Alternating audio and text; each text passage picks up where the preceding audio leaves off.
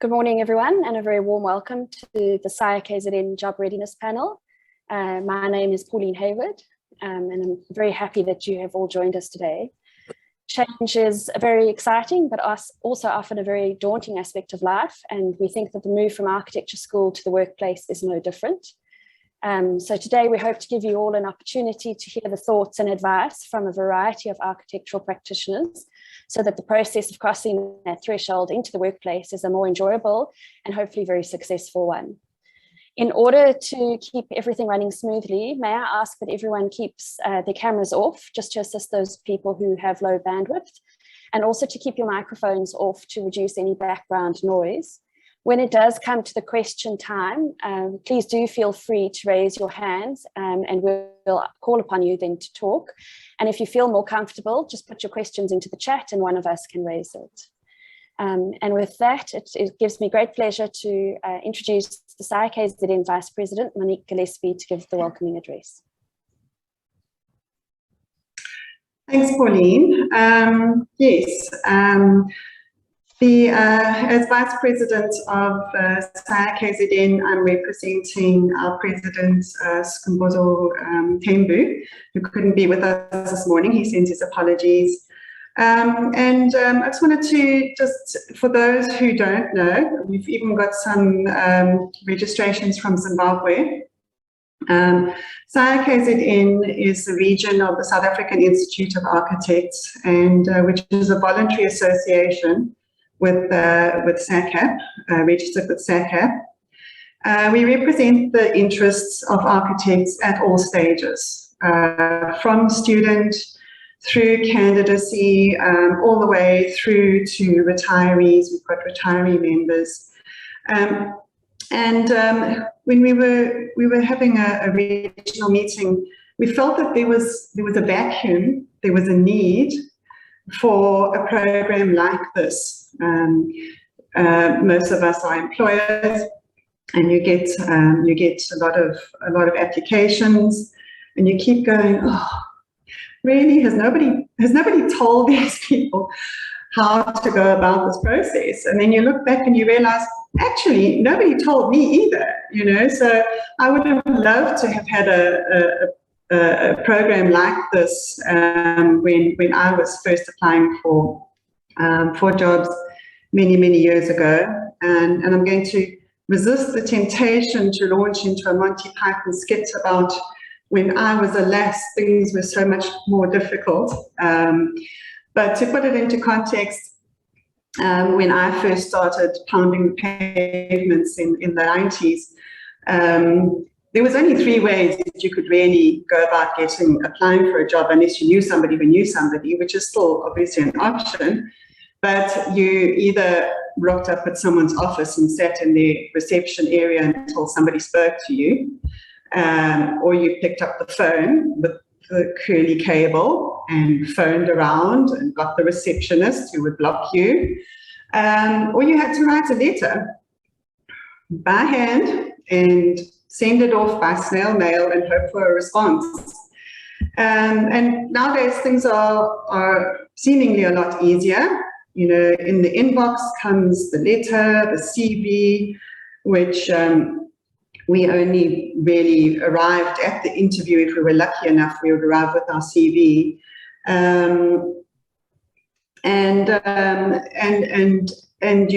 You'd have to wait for a response, you know. And nowadays the inbox gets, portfolios arrive in the inbox, which would seem to make it easier, but I don't think it actually has, because employers get flooded with applications, letters, all coming in, and often it just goes off into the vacuum. When I get applications, I always like to make sure I do respond to the person, even if it's to say, sorry, we don't have a place available, because I always thought there's nothing more soul destroying, speaking from long ago experience, of sending out application after application and getting absolutely nothing back. So what we've done for this program is we've put together a panel of very diverse employers. It also gives some context for job seekers, that it's not necessarily just the big corporate companies that one can look at for employment opportunities. There's a whole range of different opportunities out there, and also to give the job seekers some guidance as to what to do, what not to do, because there's some classic pitfalls that one sees coming up time and time again. So hopefully there'll be some benefit from everyone here. We've had a huge response to this call. So clearly there is a need. There is a need throughout the country. We've got registrations from throughout the country, and as I said, even up to Zimbabwe. So I'd like you to sit back and enjoy. We're seeing this as a quite an informal process, very interactive. Please feel free to put your hand up, speak if you're brave enough, put your comment in the chat. We're here to answer your questions. Enjoy. Thanks, Monique. So as many of you will know, our events are not possible without the assistance that we receive from our sponsors. And we are very grateful to Brick, who has been very encouraging of this initiative and a generous long-time supporter of the Institute at large. And thus, it's always a pleasure to introduce Christine from Brick. Thanks so much, Pauline. Sorry, I was battling with my connection there, but I hope that you can all hear me now. Good morning, everyone. My name is Christine Vandenberg, and I'm responsible for business development at Brick and KZN. For those that don't know, Brick is 119 years old this year and prides itself on manufacturing quality bricks that remain durable to stand the test of time. I think this is a fantastic opportunity for students to get an understanding of expectations of the job market, which can be quite daunting. And I think it's great that Saia Kzn initiatives such as these workshops enable our partnership to remain sustainable as we support each other and help our future specifiers thrive in the building industry. Brick is also committed to assisting students and has long-running bursary schemes for the children of Brick employees to study a tertiary education. The company also awards 11 bursaries each year to grade 12 students from communities close to Brick operations to pursue university degrees. If I may, I'd also just like to provide you with a quick update on our current operations. In line with the industry trends, our latest color addition to our face brick range is the Platinum Satin, which is a grey face brick. And I'm very excited about a new grey clay paver that is imminent. We're busy in trial stage at the moment with it. Specifically in KZN, we have positioned ourselves to provide a basket offering solution to any site in terms of bricks, pavers, concrete retaining blocks. Brick's new Christina factory is now fully commissioned, and we look forward to sharing information on new products early next year with you. We're busy with some new product development at this factory. We've also modified our retaining block range, allowing us to provide any solution on site for retaining wall requirements, including an angle of inclination greater than 70 degrees now, which we weren't able to offer before. A key benefit to specifying Brick products is our national footprint and representation. We can assist and give you customer service no matter where your project may be, including exports. For large projects where you're concerned about bricklaying skills, we can offer on-site guidance by our bricklaying trainer, and this is also a value-added service that we offer to our professionals. Also, just to let you know, in an era where technology is prevalent, we're very active on our social media pages to provide you with inspiration on the creative use of brickwork. And our Revit and ArchiCAD library content is also available to download for free from the Corabrick website. So I'm looking forward to a lot of face brick and clay paving specifications from our supportive network of professionals and from our future specifiers. Corabrick are very proud sponsors of Saia Kzn, so thank you so much for the opportunity to say a few words. I hope you all enjoy your morning, and good luck to all the students as you pursue your careers. Thank you. Thanks, Christine. I'm sure many of the people on this call will be getting hold of you at some point in the future. Thank you. And so now for the nuts and bolts of the event, I hand over to Mandisa, a fellow Saia Kzn member and one of our panelists. I think most of our panelists have their cameras on, and just a reminder to them to switch their microphones on when they are talking. Have a good morning, everyone. Thank you, Pauline. Greetings, everyone. As I have been introduced, my name is Mandisa Pepeta, part of Saia Kzn. And you're all welcome, especially our attendees, you're all welcome. We want to specifically thank you, Saia Kzn, Corabrick, and our panelists. Don't know if I'm able to share, Pauline. Okay, I'm not able to share. I'm just going to, I'm able to share. Okay, I am. Is the screen visible now? Thank you. So as we've gone through our program is 2 hours, and the session that I'll be facilitating is a session of panel discussion. And in our panel, we have Saia Kzn from PJ Architects, we have Jody Davids-Haber from TJ Architects, we have Raywin Heho from Evolution Architects, myself, Mandisa Pepeta from Kagaza Africa Consulting, Ian Bell from Peyton Taylor Architects, Nzuzo Mtembu from Lazuza Group, Lindsay Kumalo, a recent graduate from the class of 2019, Shweb Bayat, 2018 Corabrick student winner. And this is the order that we'll be presenting in our panel discussion. And first we'll call up Saia Kzn. And mainly, we know that our journey is evolving. If one of us is no longer with the firm that we've presented, the bio will speak for itself when you present. So please feel free to go through the discussion that we had in the frame of the discussion that we'll have today. I call forth Saia Kzn. Thank you. Okay, Pauline, can I share my screen?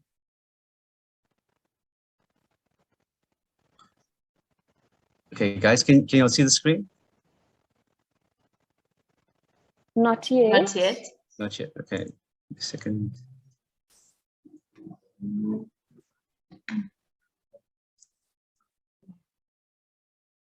Okay, now? Yes, okay. Yes, okay, great stuff. Okay, good morning all. My name is Saia Kzn. I run PGA Architects. Just a brief history of our synopsis of our company. We're based in Umhlanga, but we've got offices in Cape Town as well as Johannesburg, more particularly in Pretoria.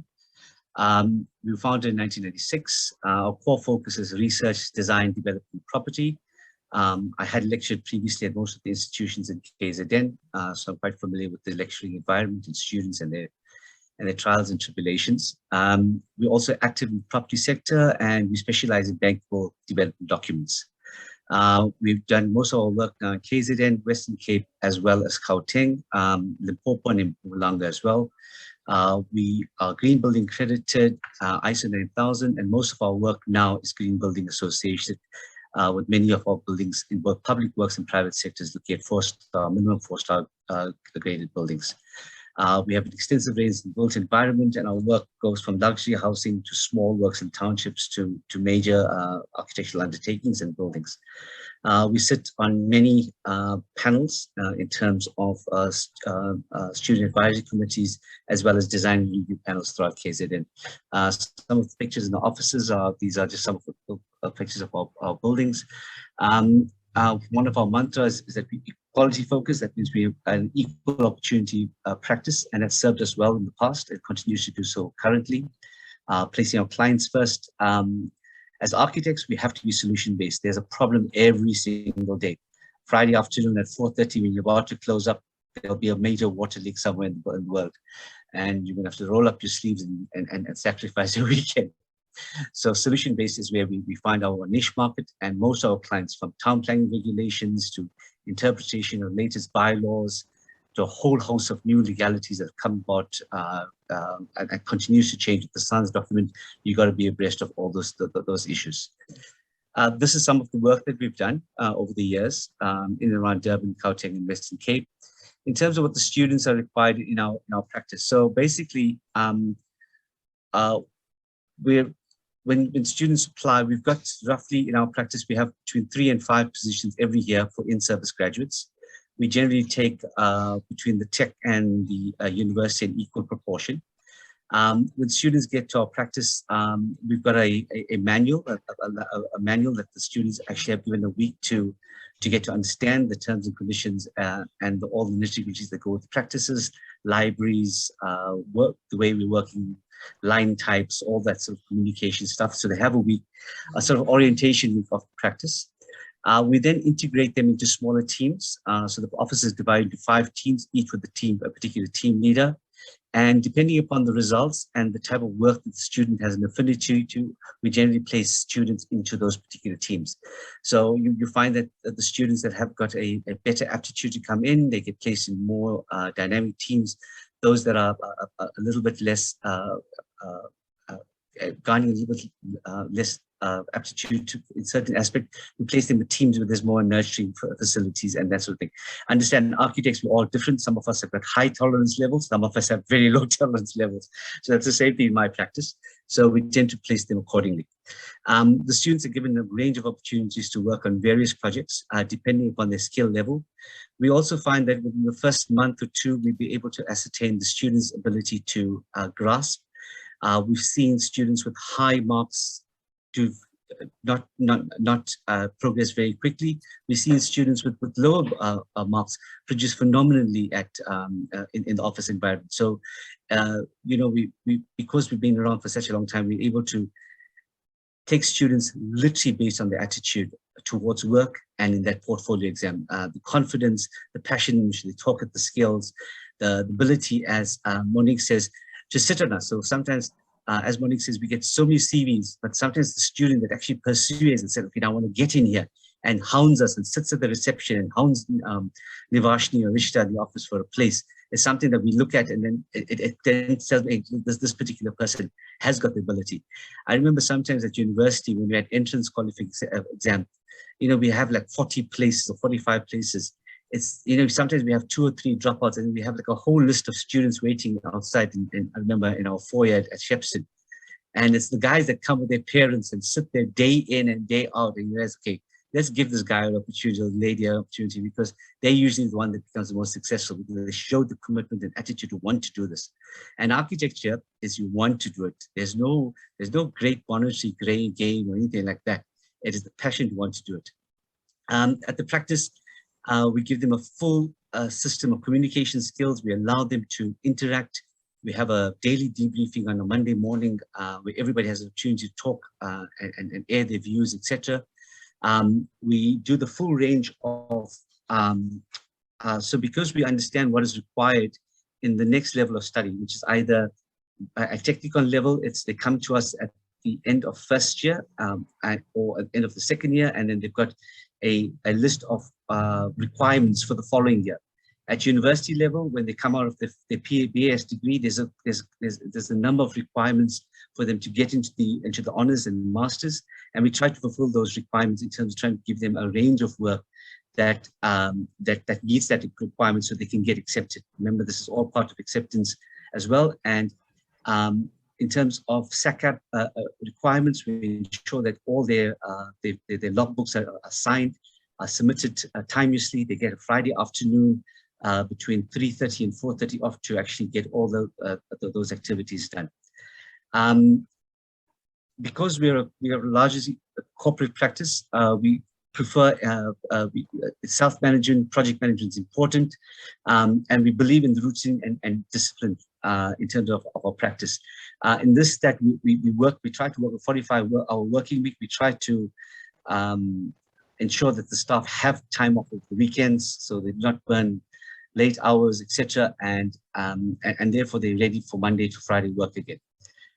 These are just some of our students that are actively in play. Actually, they produced this entire thing. So there's an active learning center. If you have a look at, these are 2 students on either side, and that's pregnant teaching them something. We like hand drawing still, so a lot of our first year intake, we get them to hand draw, just to get the sense of proportion, to understand whether they understand sense of proportion, rhythm, harmony in design.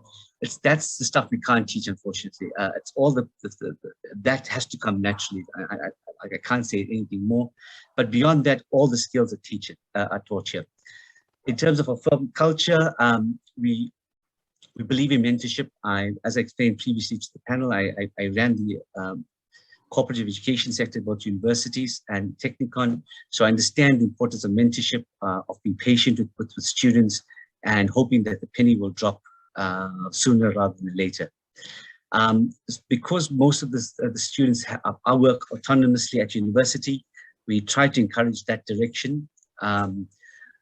We have a philosophy: do not ask and ask again if you're not sure, if you're unsure, because there's many people in the practice that can assist. So don't think so you're an island and just work away.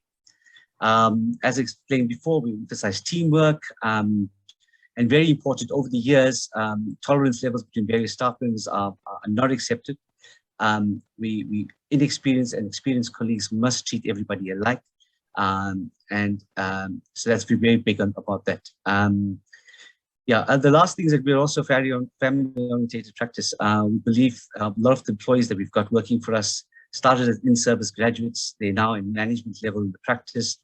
They've been around for 20, 23 years, some of them, and they basically paved the hard work of late nights, etc. So we tend to now want to take time off and want to work certain hours, etc., which is contrary to what you do at university. But we all have, especially COVID, we all have to learn that we need to have a balance in our practice. Otherwise, the practice just takes control of your entire life. So I don't know how much more time I've got, but essentially this is what we offer the students. Basic knowledge, as I explained, to legality of architectural practice. It actually is quite intensive. All the legal requirements are required now to produce submission drawings, plans, assessments, and unfortunately, a past plan is worth its weight in gold these days. A plan that has got no approval is literally toilet paper. It's of no use. So the importance of past plans are very important. We teach you the guys the skills. I think the university doesn't spend a lot of time on it, but in practice, it's part of our. That's how we get paid. It's one of our scapekeeping exercise. Management of multiple students, of multiple projects. We try to take the students through a particular design phase. So hopefully we start with the student particular project, and hopefully that year they do get some site experience as well. Although sometimes a year is not enough. Some of our recent graduates, because of the UKZN intake, have spent 2 years with us, and they've benefited from it because they've been able to take a project from start and see it through to completion, which is quite a nice aspect, especially closeout. A lot of companies and clients now want closeout, and that's something students have actually enjoyed doing, seeing something from start to finish. In terms of job readiness, the CV has to communicate your passion for architecture. As we said, sit on us if you want to be in the practice. Otherwise, Monique will tell you, we get literally, I won't say hundreds, but we literally get 50 and 60 applicants every year. So if you want to sit, if you want it, you're going to have to drive for it. There's only 5 out of 60 roughly that we take.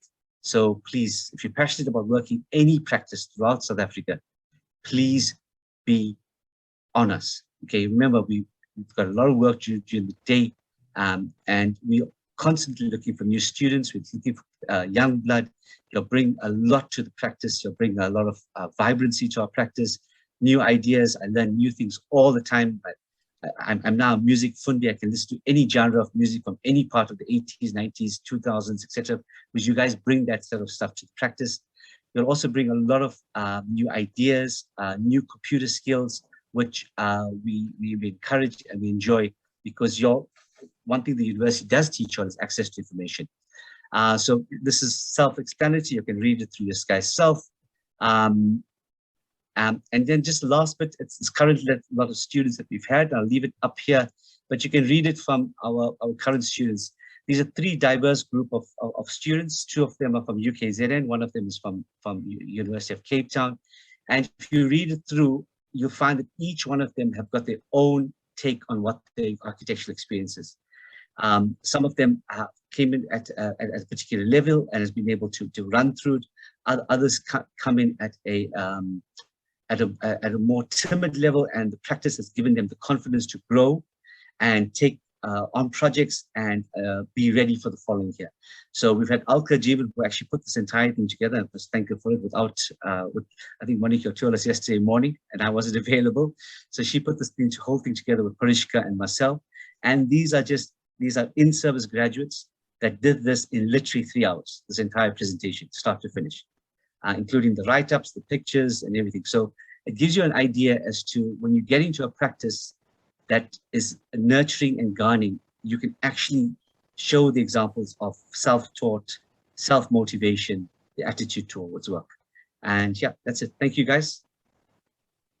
Thank you, Craig. Thank you so much for that elaborate presentation. You are way off your time. I'm sure I am. But I tried talking but at the speed of light. I didn't want to stop you. But I tried talking at the speed of light. Thank you. No. It was necessary that you go through as you had planned. So thank you so much for that. We really appreciate it. And with that extensive presentation, especially the projects large scale, and you had also mentioned that you do township as well as large scale projects. Thank you for that. You mentioned that with the students, you look at the attitude, their confidence, passion, and commitment. We take that. And more so when you said practice take over your entire life, and we have to wean the students off that bad habit of architecture. You literally don't sleep. That's all you know. You go to the studio, that's all you know. And that's what happens when you get to practice. And if us as employers, we don't wean off the students, they don't have balanced life, they forget about family and all of that. So it's important that you mentioned the balancing of life. You know, I must tell you, when Zaha did die, at the age of 62, it was a wake-up call for all of us. You know, and I think as architects, we need to have that balance. You know, definitely. And also, it's important going forward. Most of the practice have teamwork now, so it gives you some sort of flexible hours. So you put your 45 hours, however you feel like putting it in, which gives you that. Because I mean, sometimes we creative at 3 o'clock in the morning or 5 o'clock, or while we're having a cup of tea in the afternoon. So I think it's important to, in terms of how practices have gone, and the fact that we have teamwork now, which gives the staff some sort of flexibility in their working hours. Thank you so much. Thank you for that, Craig. And then we're going to allow for questions and interaction with the attendees later on. Can I please call forth Jody David Haber? You're welcome. Thank you, Mandisa. Good morning, all. Sorry, just a second. So, good morning, students and panelists. My name is Jody Davids Harbour. I'm a professional architect practicing for the past 16 years. I'm currently a director and shareholder at TJ Architects, and I operate the Durban office of our company. The company has a history spanning 50 years and is established with a footprint covering several locations nationally. And because of this, we're able to leverage off a collective conglomerate of skills, experience, and expertise to be able to execute a vast range of projects from as large in scale and value as something like the Moses Mabhida Stadium to the smallest rural clinics and remote island lodges. So in terms of my personal experience following completion of my master's degree at UKZN or UND, and then subsequent registration at SACAP, what was critical for me is that I continued working relationships that were established during my student years with several firms. This enabled me to gain experience in fields such as urban planning, social development projects in rural communities, followed by some years working in a commercial practice, working particularly on hospitality projects. And then in recent years, I've personally pursued a particular interest in healthcare. So my experience to date has covered a work on projects of a varying nature of design, location, and complexity, and also a varying nature of client bases, both locally and abroad. So I think it's important for students also, when you're looking for placements in companies, to understand what it is that you want to be able to get out of your experience from a certain practice or employer. In addition to my architectural training, I've completed courses in project management and property development at UCT Business School. And these are both objectives which I've pursued to grow and extend my business. And then with recent shifts in business strategy, I've also invested in things like business management and strategic leadership training. So again, for students, it's just to understand that your learning doesn't end now that you've completed your respective degrees or diplomas. And in actual fact, if you're going to be an effective role player in the industry, is to understand that you've got to be conscious of the challenge of learning continually. Failing which we might as well just, kind of all retire and because if we stop learning, then I don't think we have anything to contribute. So I am an ex-regional committee member for the Saia Kzn. I'm currently on the Women's Property Network Regional Committee because I have a particular personal interest in gender transformation in our industry. So that's just a little bit about me. In short, I consider myself a dynamic, creative innovator. I'm an architect, a mom, a wife, a businesswoman, and an entrepreneur at heart. So I know that my strong abilities sit in the ability to think strategically, optimal organizational skills, the ability to manage stakeholders. I'm an activator. I like to see things happen, to implement and see them through.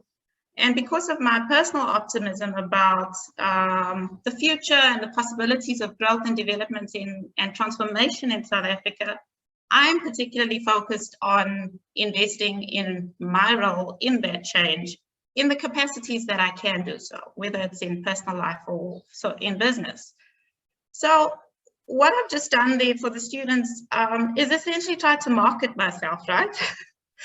And so that's what I want to just challenge you all with the thought process in when you are pursuing work, is you are the product that you're trying to sell when you're sending out your CVs, when you're making those cold calls to business. And you've got to market it yourself in a way that clearly defines what your skills are, but honestly. So you've got to do the self-assessment to determine what your strengths and competencies are, and use that to leverage your opportunities. And as an employer, that's often where I see the gap in student CVs. There just hasn't been enough thought, or perhaps it's an issue of confidence at the stage that a lot of students are, to understand that irrespective of whether you've just come fresh out of university, you do have something to offer. And I think, as Prak just mentioned, we oftentimes focus on the hard skills, and those are competencies that will be learned in practice.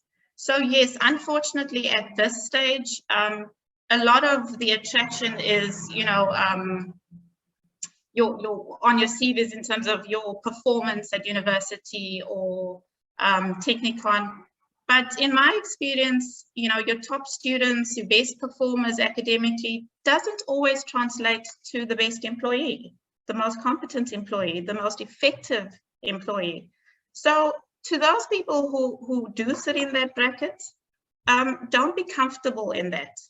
And for those who have perhaps not excelled academically as much as you would like to, is also understand that you do have leverage if you have other skills.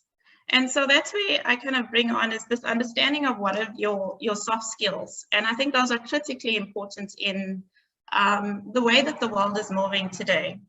There's an interesting, the World Economic Forum, I just was reading this yesterday, estimates that by 2025, 50% of all employees will need reskilling. And we talk about 85 million jobs in the world that will be displaced by shifts in labor and technology. So what is it outside of your skills in terms of, you know, drawing or design that you have to offer? Are you resilient? Are you self-regulating?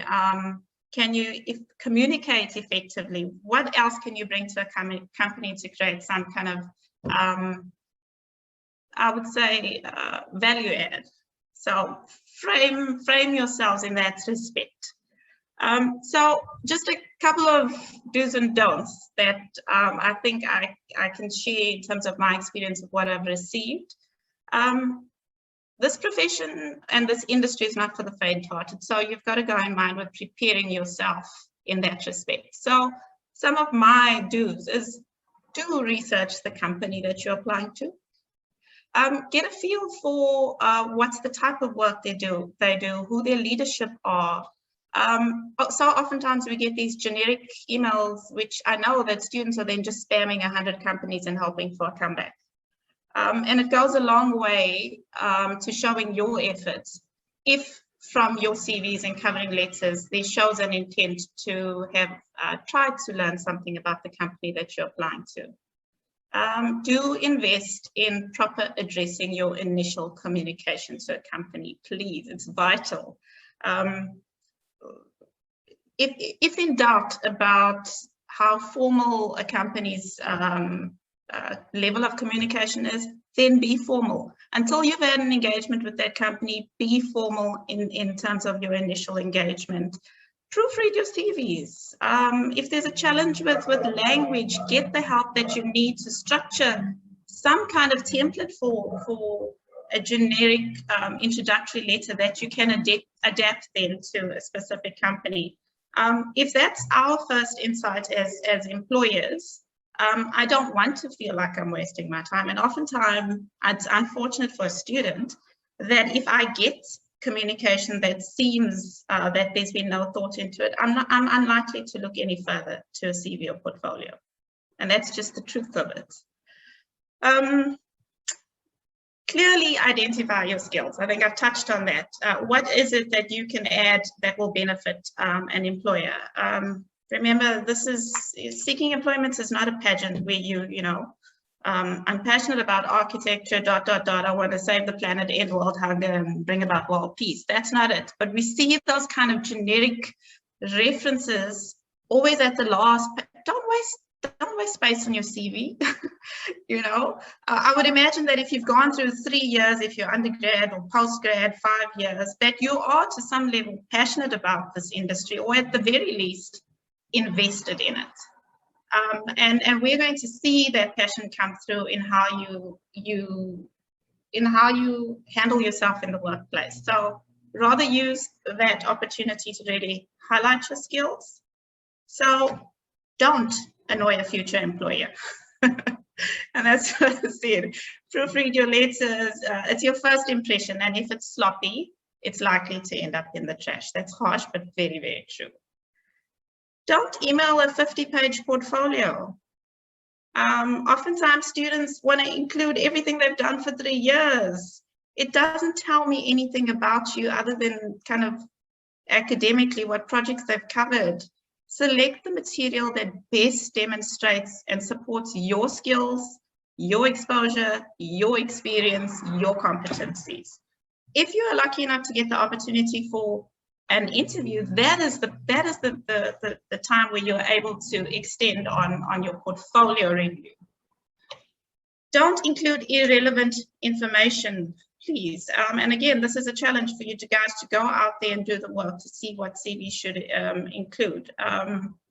It just wastes time. We're trying to sift through what the critical information is to get a feel, not just for the technical competency, but for the person behind that. So if, on that note, if you're lucky to get an interview, a few pointers that most of us should know at this stage: be punctual, dress appropriately, come prepared with questions. Oftentimes I have students just stare at me wide-eyed. Come prepared with questions. This shows your initiative and interest.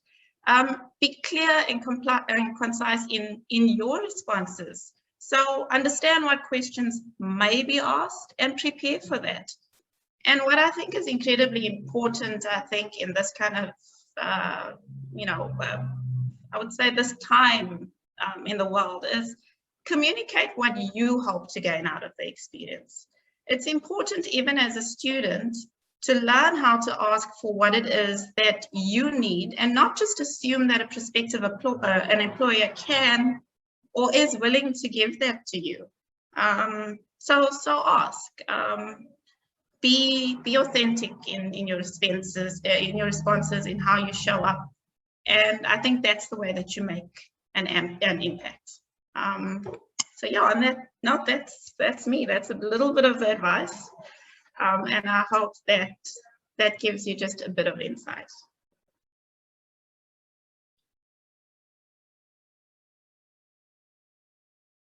Thank you, Jody. Yes, thank you, Jody.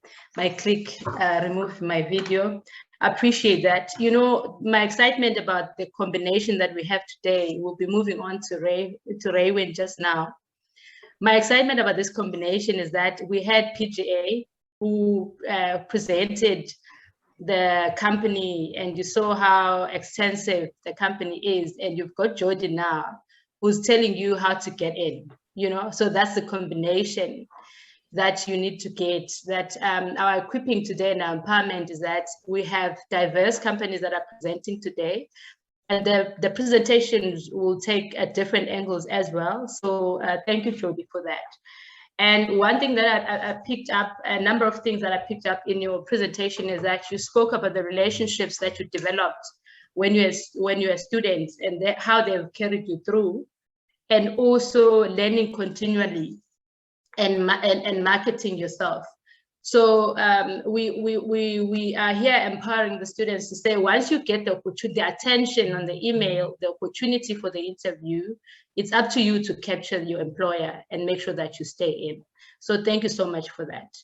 We're moving on now to Raywin, and we're still going to come back with questions to Prek, to Jody. They could be direct and specific, or it could be a generic question relating to the presentations that we've done. Raywin, you are welcome. Hi, everyone. I'm Raywin Hayhoe, Principal of Evolution Architects. We're a small but highly effective team of professionals. Remaining small has developed a hands-on approach to every project we do, and we believe in the field of sustainable architecture. With vast experience in a variety of architecture, our practice is prepared for any project.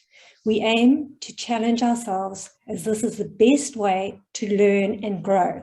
I therefore continuously look for staff members who are willing to challenge themselves and are constantly learning and are not afraid to ask questions.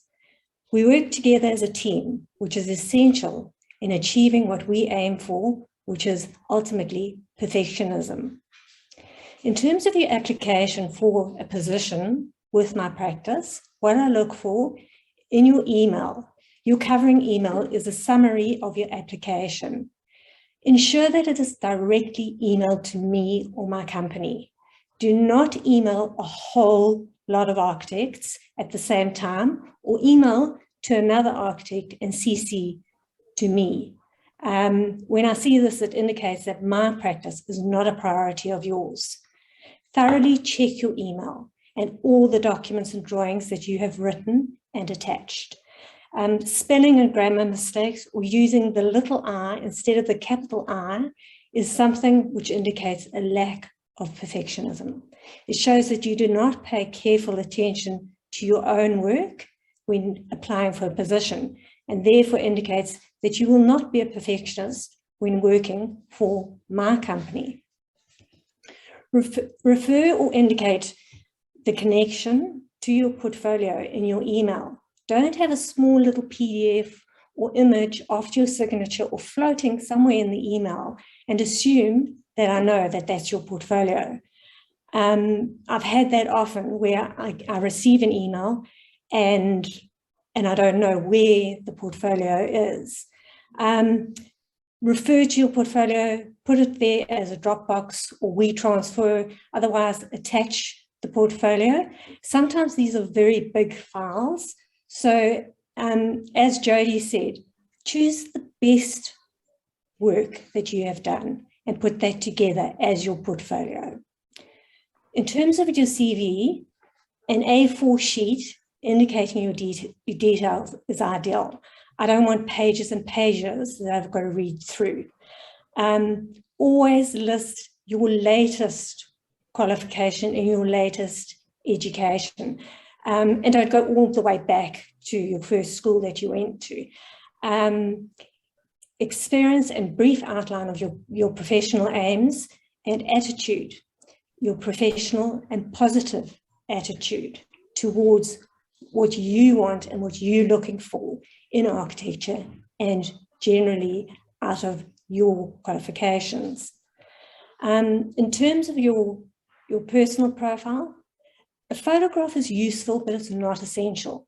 But don't put in a selfie or a social photo that you would use in Facebook or Instagram. I have had photos of people sitting, drinking with their friends and things like that. It's got to be professional. Add your computer programs, which you can use, and your level of competence with that particular program. Even if you've had a little bit of an experience, because I use a certain program and I like to see that you have had some experience with that program or that you are keen to learn new programs. With your work experience, always show your latest experience first and then give me the references of the names and contact details. Ask the contacts if they are prepared to be a reference for you. Don't just put names down. And then a letter of reference is always useful. In terms of your portfolio, the presentation of your portfolio has a huge impact. So if there is an aspect of design to your portfolio, this is a huge sort of impact on my impression of what you can create. Select your best drawings with the most recent drawings first and show a variety of drawings and projects, sketch plans, 3Ds, 1:100s, and detailed drawings, or whatever other drawings you may have done or documents you may have done. If you have experience with a practice, always ask the company if you can use the drawings for your portfolio and don't use other people's drawings or other staff's drawings in your portfolio. I need to know what you can produce. Also ask if you could keep the company's name on the title block, because again, I know certain practices don't want their names to be on those drawings. If you have your own submission drawings and working drawings that you have produced, it's always good to see your own level of drawings and information. At the interview, when contacted to arrange an interview, always be polite. If you cannot talk at that time, if you're busy, say when you will be available and ensure that you are available at that time. Don't tell me to phone you at 1 o'clock or that you will phone me at 1 o'clock and then phone me at 3 o'clock when I'm in a meeting, because that immediately tells me that you don't have any interest in what I have to offer. Communication, it's essential, and that's one thing that I keep on telling everyone within my practice. It's all about communication. There are many newly qualified students as well as experienced people looking for positions. So just remember that. Arrive at the interview on time, dress well, as Jody said, bring your CV and portfolio with you. I've had so many people who arrive with nothing. They expect me to open up the portfolio to discuss. I want them to bring the portfolio so that we can go through and I can ask any questions that I have on the portfolio. So discussing drawings, etc., is critical to an interview. And then lastly, at the end of the interview, say thank you for the opportunity of the interview. Again, it's just being polite. The personality and attitude is what is most important. That is all I have to say for now. Thank you, Raywin, for that, and thank you for coming today. So because that's also is very important, that we don't owe anyone anything. We are here because we believe that we have a responsibility, we've got something to give, but not because someone is entitled. So that a notion that you said in the end is very important, that everyone must always be thankful and be grateful about the opportunities they're given. And you made mention of the spelling and grammar issues, that it tells a lot about yourself and how serious you take your work.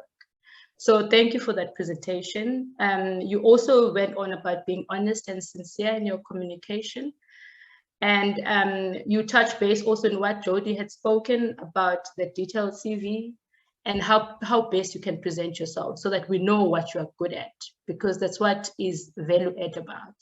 Thank you for that. We'll allow the attendees to engage later. Then this one, I will be presenting about myself, about my company. So I will just display one slide. Just give me a second.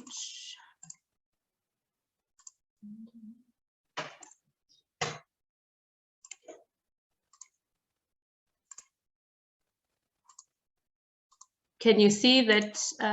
Yeah, can you see my slide? Thank you. That is Qhakaza Africa Consulting. This is the company that I work for. I wanted to display this logo so that we speak about identity and what we represent. I will take it off so that when you see it in the future, when you Google, when you sing it on site, you can identify. My name is Mandisa Pepeta. I was born in the Eastern Cape.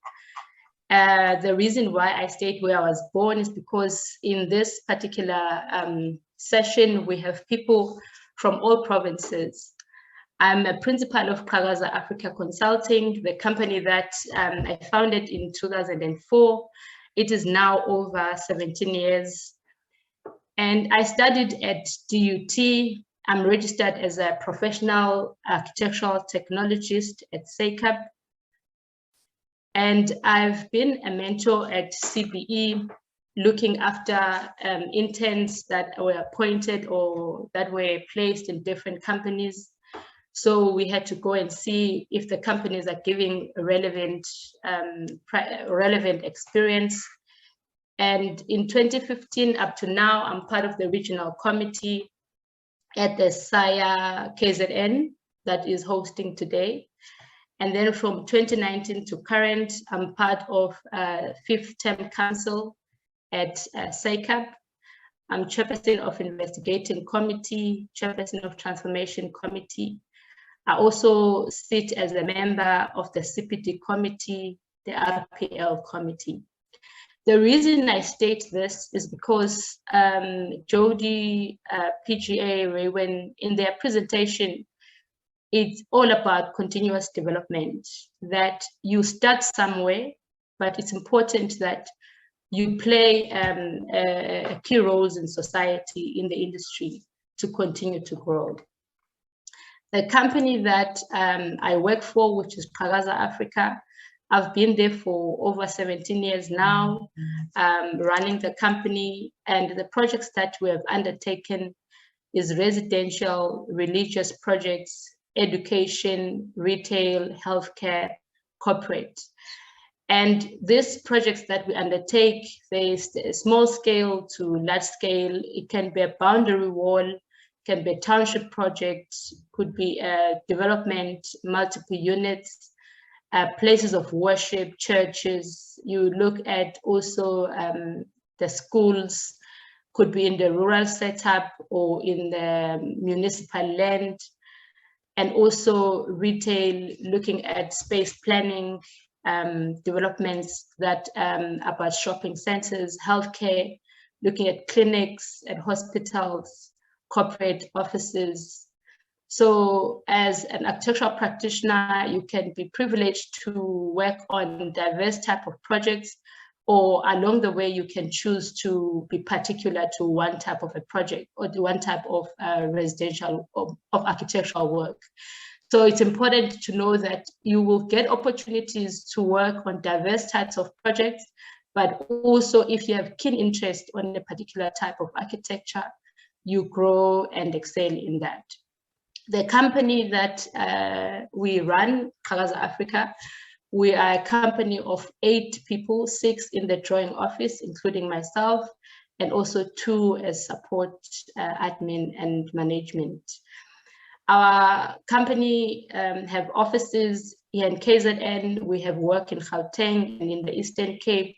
Those are the areas where we work at present.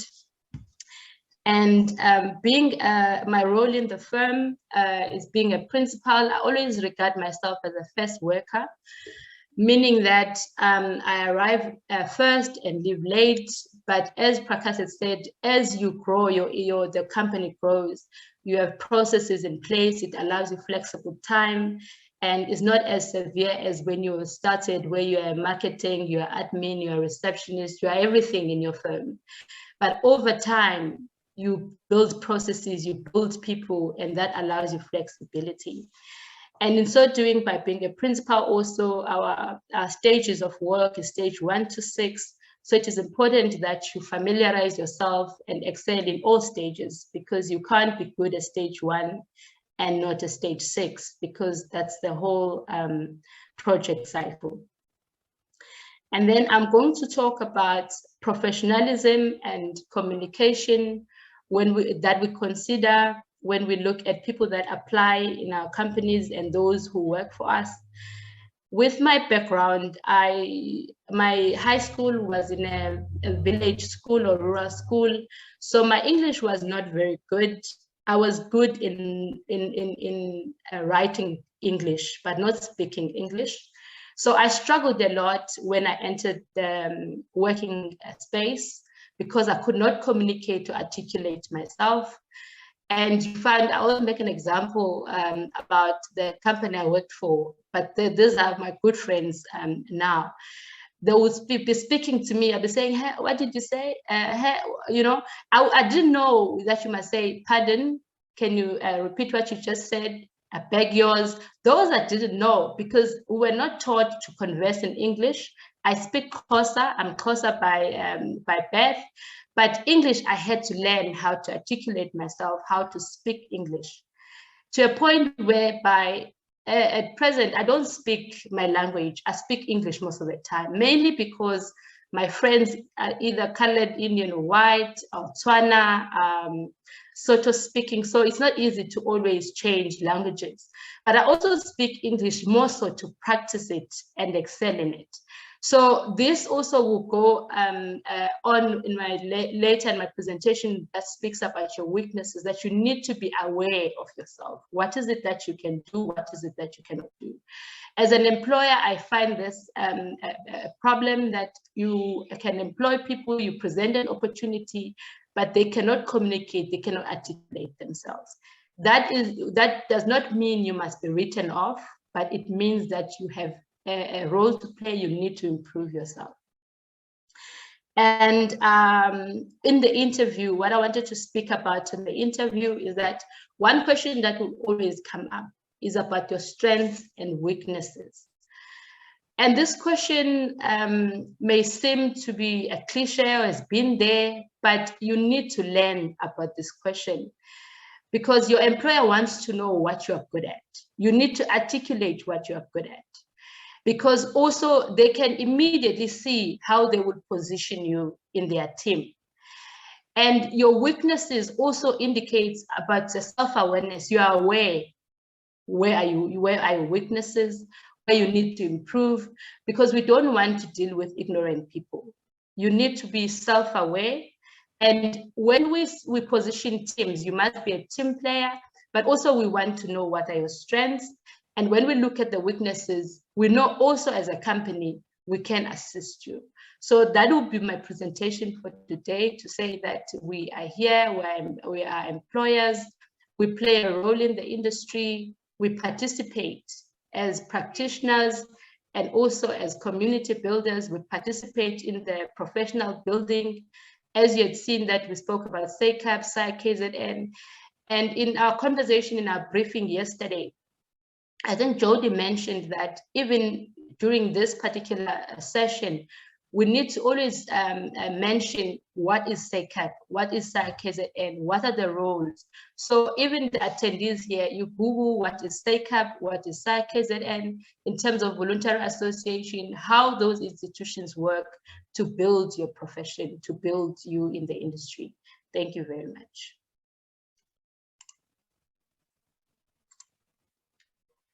Thank you for that. And the thing about being a facilitator, no one introduces you, no one thanks you. So thank you for listening in my presentation. I'm going to move right along. I'm now going to Ian Bell. Ian, you are welcome. Please come through.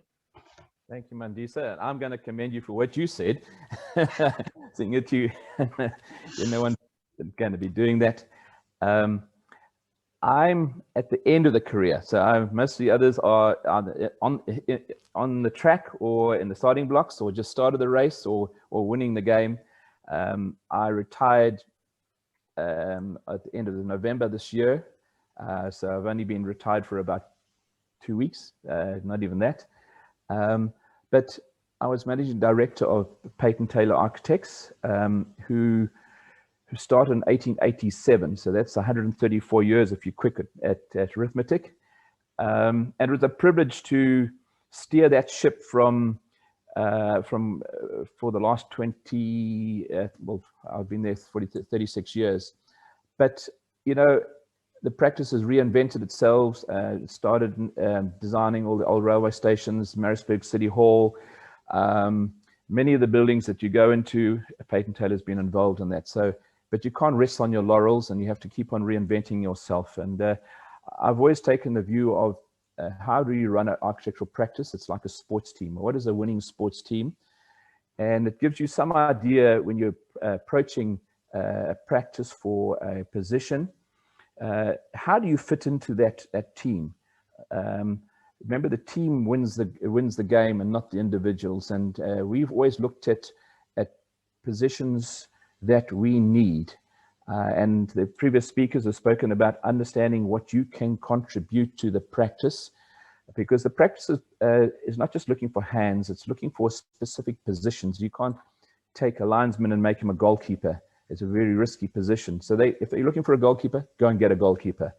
And so therefore you have to present to the practice what you can do. And just remember, the practice needs you and you need them. It's a two-way street. It's not a one-way street and you humbly come in and you sort of bow and curtsy. No, be confident when you come in, not arrogant, confident when you come into the interview of what you can do to contribute to the team that wants to win the game. And we look at, are you serious about architecture? I want to enthuse you as you start out into your career. You are embarking upon probably the most amazing profession that is around. You're shaping lives, you're shaping spaces, you're creating the future now in the buildings that you will be involved in. So take it seriously. As the interviewer will want to see whether you're serious about what you wanting to do. Where are you going?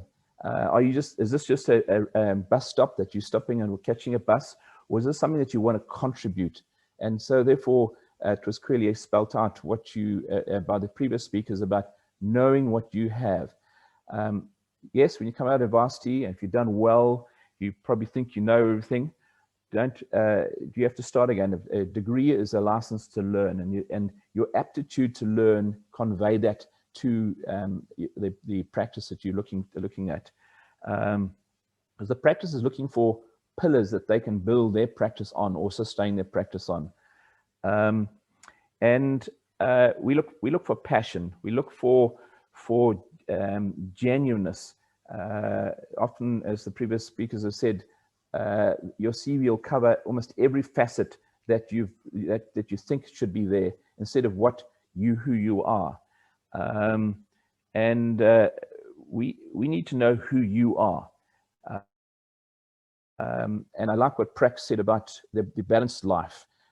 What else do you do outside of architecture? If you only do architecture, you become a very ordinary, dry person, potentially.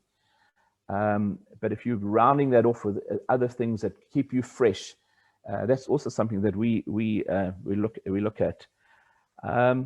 When I said to one of the directors before I became a director, how do I become a director? He said, make yourself indispensable. And it wasn't very long before I realized what that was. But at an interview, you can actually start to see whether this is the practice you can make yourself indispensable to, because that's what the practice is looking for. But ultimately, we are in architecture to design buildings. We aren't engineers. We are creative people. That's what I've always looked for. Is there a potential in the person that we're interviewing that is going to be enthusiastic about in the same way I'm enthusiastic about architecture? Is it something that it's become contagious? Many sports teams will choose a player not because they're good, because they enthuse other people. And can you contribute to the composition of the existing team? And just in terms of Peyton Taylor, we are above medium-sized practice. We're working through 10 African countries and throughout the South Africa at the moment. We've realized that we are, in South Africa, we are very capable architects, if not equal to anywhere in the world. We are fortunate to have one of our buildings as a finalist at the World Architecture Awards recently. And I realized that we're not the second-rate architects in this country. We are equal, but we have to seize the opportunities that we take. One of the buildings was this Amiga house in Nepal. It won an award for one of the top housing schemes in the World Architecture Awards. So it's whatever you do, it needs to, if it's just doing a small little thing, it's design. It's design, and that's what we always look for. Are you a design person? If you're not, there are technical people that balance the team, but you need to say, as I said, you need to say know what your strengths are and whether you're willing to learn. I often ask in an interview, where do you want to be in 10 years' time? As I said earlier, are you standing on the bus stop hoping to catch a bus, or whether you determine where you're wanting to be, because where you're wanting to be will determine your decisions today. And so if you are a long haul person or otherwise you're just wanting to get a bit of experience, I've often taken the view I'd rather have a great person for a shorter period of time than a very dry person for a lifetime. So sometimes we need to understand that as well. So yeah, I'm not going to go through all the things that have already been said because they've been very valuable. We actually, as I think it might have been Raywin or maybe Jody was talking about the continuous education. Education starts at when you start education and it ends when you put on the box. So if you are willing to learn and not know everything at your interview, but willing to learn and absorb things that are around you, people who are trying to mentor you, try and register what the experienced people are that have been in the practice in the business for some time, to try and absorb that and then use that in the development of your profession. So I'm not going to continue for too long, other than say, if you are considering patent tailor, it's a very young practice. We are the oldest practice in the country, but it's when I retired, it became one of the younger practices around in terms of age group. It's a very flat structured practice. We all sit in the same areas. There's no hierarchy. We are fully digital. We're working with international clients, so we most of our work is international clients. So we're having to work that way, so we're looking for, if you come out of university, you might be very good on the computer, but it might be an opening for you to develop the other facets of your repertoire that you might not have. So once again, what do you want? We need you, you need us, and be passionate about architecture. Realize you've got a tremendous responsibility as an architect, and to be in your profession as you go ahead into your career. Don't take it lightly. It's an honor. You know, if you're designing a soccer stadium or football stadium, and one day you sit there and you're one of 60,000 people and realize you've created that space for those 60,000 people to enjoy themselves. Probably not one of them know who you are, but you have the satisfaction that you've done a job well, and you provided that space. That's the responsibility that we would be looking to see whether you are responsible enough to appreciate the honor and the privilege of being an architect, to create and shape spaces, shape people and their futures. So yeah, I'll leave it at that. But be encouraged. You're equal to anywhere in the world. You have a tremendous profession. Go and get it, and be serious about it, and let the practice that you're either working with or you're wanting to go and work with understand that you are serious about it. Thank you, Ian. You know, Ian, you said the word indispensable as a positive word. We've always had it as negative, to say you think you're indispensable and they fire you exactly for that. Here you are given permission to be indispensable. And I looked it up just to give our attendees the understanding that indispensable means you be essential, you are crucial, you are necessary, you are key, you are vital, you are needed, you are required. So this is a place where you are given permission to be that person, that you must be a go-to, you must be available, you must be indispensable in a firm, whereby they know that your skills, what you bring on the table is really a value add. Also, what you said is that a team wins the game, not individuals. So we're looking for team players in our firms. Whoever joins, we're looking for team players. Thank you so much for that. And then next in our panel, we're calling for Nzuzo Mtembu from Lazuza Group. You're welcome, Nzuzo. Thank you, Mandisa. Greetings to my colleagues and fellow students. I am Nzuzo Mtembu from Lazuza Group. Most of you might wonder where that name comes from. We are originally Nzuzo M Architecture, which was just the architectural practice. That has now grown into property development and construction as well. So we are now have sister companies that have formed a group that goes together. I think my colleagues have given quite a glaring presentation, but to give you our background, I'm a professional senior architectural technologist graduated from DUT, I think in 2009.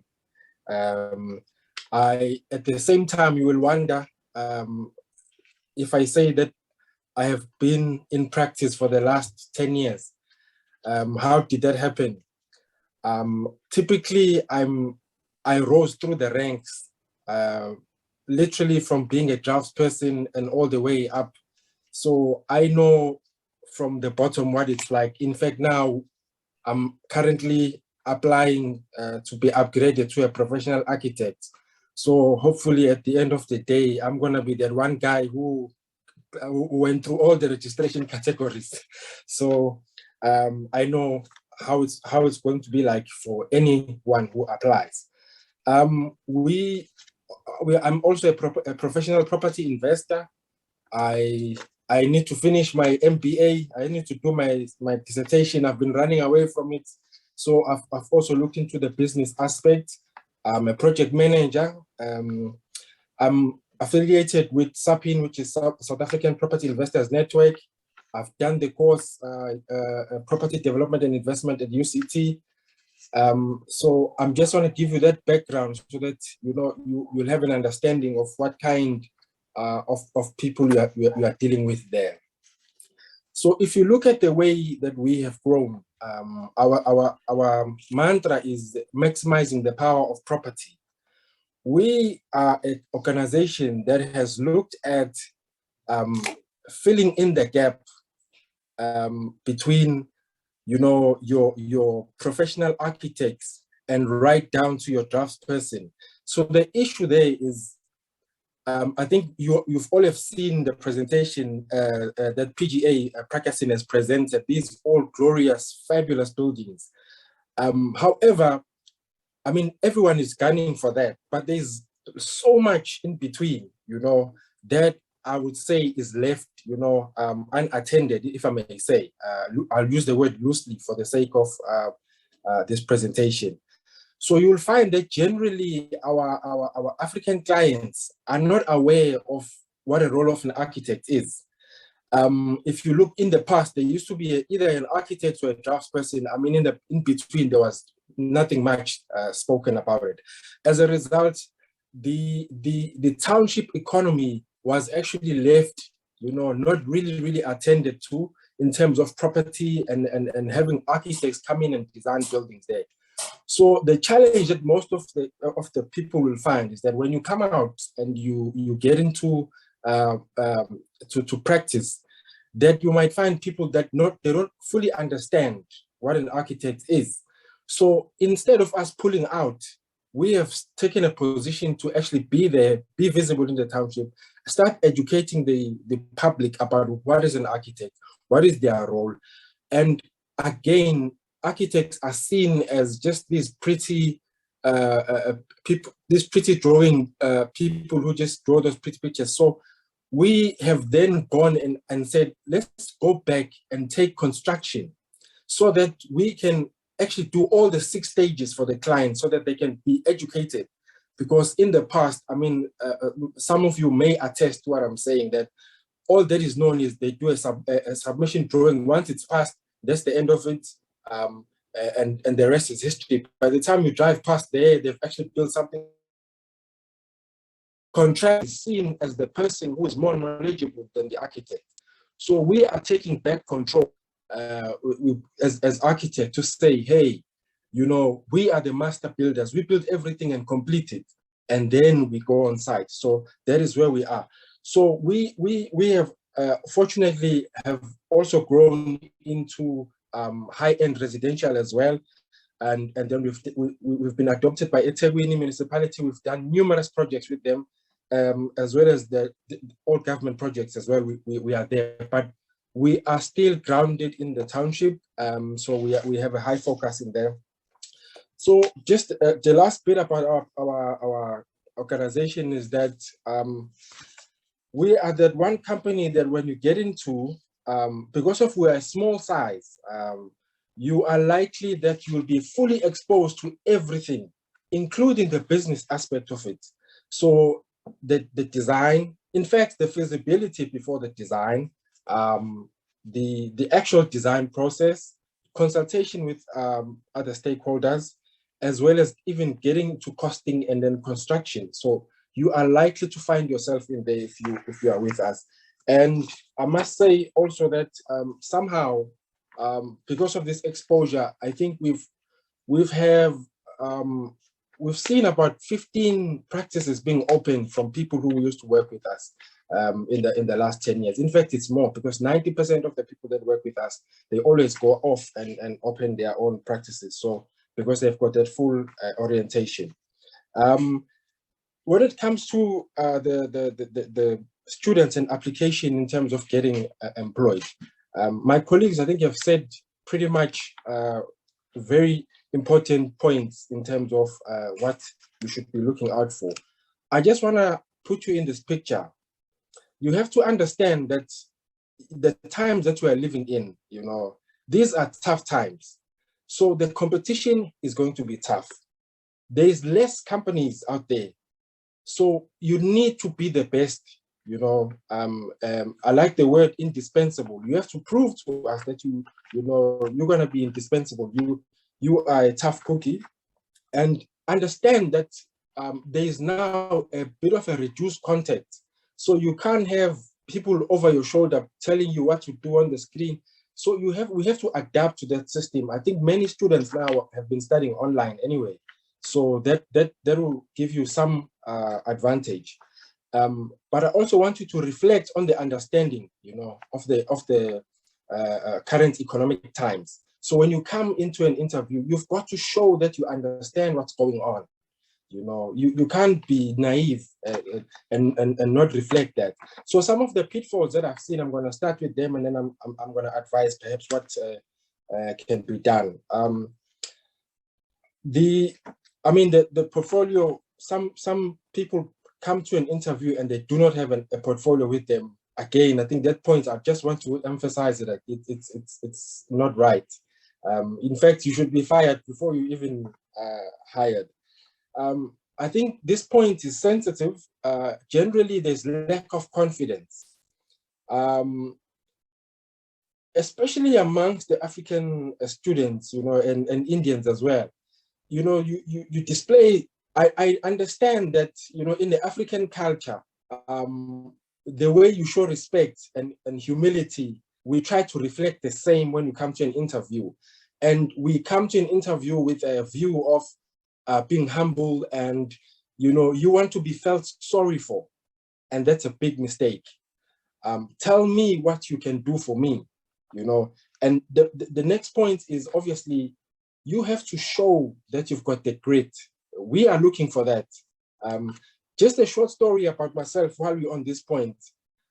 In the interviews that I went to when I applied for employment, I submitted my letters and my CVs, and I came for an interview, and all was well. I just want to say that when I got employed, I was wearing shorts because a conversation was had, because I left my USB with the office, and I went back to go and fetch it. The conversation that I had with my boss, he said, after we spoke, because he discovered that I've got the grit, you know, which is something I did not display when I was in a meeting. And I was told to come back. He said he's giving me maximum 3 days to report for work, you know, and here I am with my shorts just coming to collect a CV. Why? Because he discovered, no, I had my guard up. I was trying to sound correct in the interview. As a result, even with us, we've taken a position that in interviews, because people are so formal and they're trying to get everything right, I try to, you know, to dismantle that. I want to see the person. I want to converse. I want to see if you've got, you know, the grit, you've got the hunger that, I mean, my colleagues have said that are looking for. And again, I think you have to be specific, and you cannot oversell yourself, you know. That's always a challenge, that when you're overselling yourself, you're trying to sound glorious, and then you're bringing you into the company and you find that you actually, you know, you actually misled us with all of that you said. And please avoid the slang. Some of us may look young, and then students fall into the trap of, you know, just calling, hey, sharp, hey, you know, just a slang. I don't know, guys, that's not right. Let's get to that after you've passed the formal phase, and you have to earn that. And perhaps just to advise, again, is to be specific. Know the company that you are coming into. You have to understand what kind of architecture, what kind of practice are you coming into, you know. I was done a favor in the past by Storch Foster Architects. I went for an interview, and the gentleman said to me, you know, you are actually a good person. I like you. You can fit well here. But he said, I think where you are going, this practice might not be right for you. I want you to find a smaller practice and go there. You will be more successful. And that was probably one of the best advice that I got. You know, I didn't understand at the time, but as soon as I found a small practice that I got fully exposed to, I understood. So understand the type of architecture. Are they social architects or are they commercial? You know, so you've got to have that understanding so that you can follow your passion, follow your heart. I had one person who came, and they were worried because they were seeing some of the projects that we were doing, and they were kept on insisting that they want to see some social projects. And I'm saying, hey, we don't have a lot of those projects here. So please have that understanding of what you are coming into. And then maybe my last few points as an advice. If you come for an interview, this, I'm going to just leave this out so that you can think for yourself who gets the job. You ask someone, two people, to go into a storeroom and look what's in there. The first person goes in there and comes with a report and says, well, I found that there's 10 boxes in there, and that's the end of the story. But the second person comes back and says, there are 10 boxes, 5 of them are full, 3 of them are empty. And then they come back. Who do you hire with those 2 people? Which is obvious, is the latter. So you need to be the person who goes the extra mile. We want to see that in you when you come for interviews. And then volunteer in some companies. There's a lack of knowledge when it comes to construction. So I encourage you to go out into construction companies. If you don't find work yet, rather be working with a builder, even if it's a small builder. Trust me, the knowledge that you're going to gain there is priceless. Also offer to companies to do their renders or some piece jobs. So it doesn't always have to be the one way in. So there are different ways to come in. So I think I will end it there, and I will say good luck to you. Thank you. Thank you so much, Nzuzo, for that. Thank you. Just like Rewen has said, and Nzuzo, about the portfolio, that you must bring a portfolio. And Nzuzo was explicit to say you'll be fired even before you get hired. So that is how critical that is. And also, Nzuzo, you said we are in tough times. So there's tough time, there's tough competitions out there. People must be a tough cookie. There's reduced content and also monitoring. So when people come in, they need to be all-rounders in what they've learned. So that is what you are presenting. Thank you so much for that. We appreciate it. Next on our list, we have Lindsay Kumalo, a recent graduate, class of 2019. Lindsay, you are welcome. You'll take your own angle. Thank you so much. Good morning, everyone. My name is Lindsay, and I'm a recent graduate with the UKZN. My part in this discussion is to really share my personal experience from being an undergrad student, graduating with my BAS and postgraduate experience. I'm currently working for Public Works Regional Office in Durban, and I am under the Young Professionals program, which facilitates students from master's level to getting work experience and to be able to write your professional exam. Currently, I'm registered as a candidate architect. So I graduated for my BAS in 2013, and I was born and bred in Mpumalanga province. So after undergrad, I had to go back home and start looking for work. So I had little knowledge as to how to go about looking for employment in architecture. So now the challenge was I had to sit down, I had to research and know how to actually approach companies, because usually we architecture students don't wait for advertisements for jobs, you have to kind of go and search for the work and put yourself out there, basically. So undergrad, no experience in job seeking.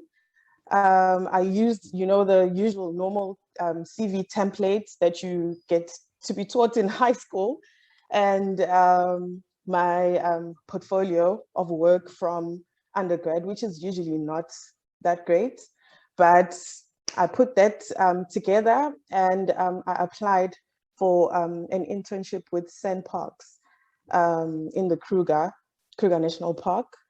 And I went to the interview well-dressed, CV in hand, portfolio in hand.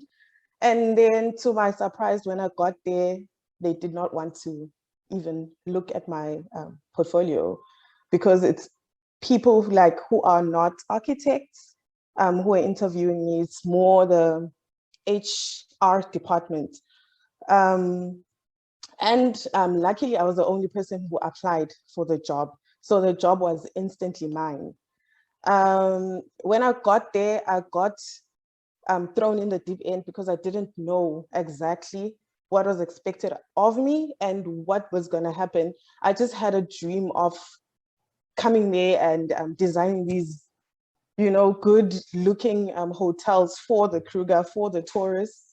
And reality hit when I was designing ablutions for for tourists, and I was doing as-built work, measuring, and things that I didn't think I would be doing as a young,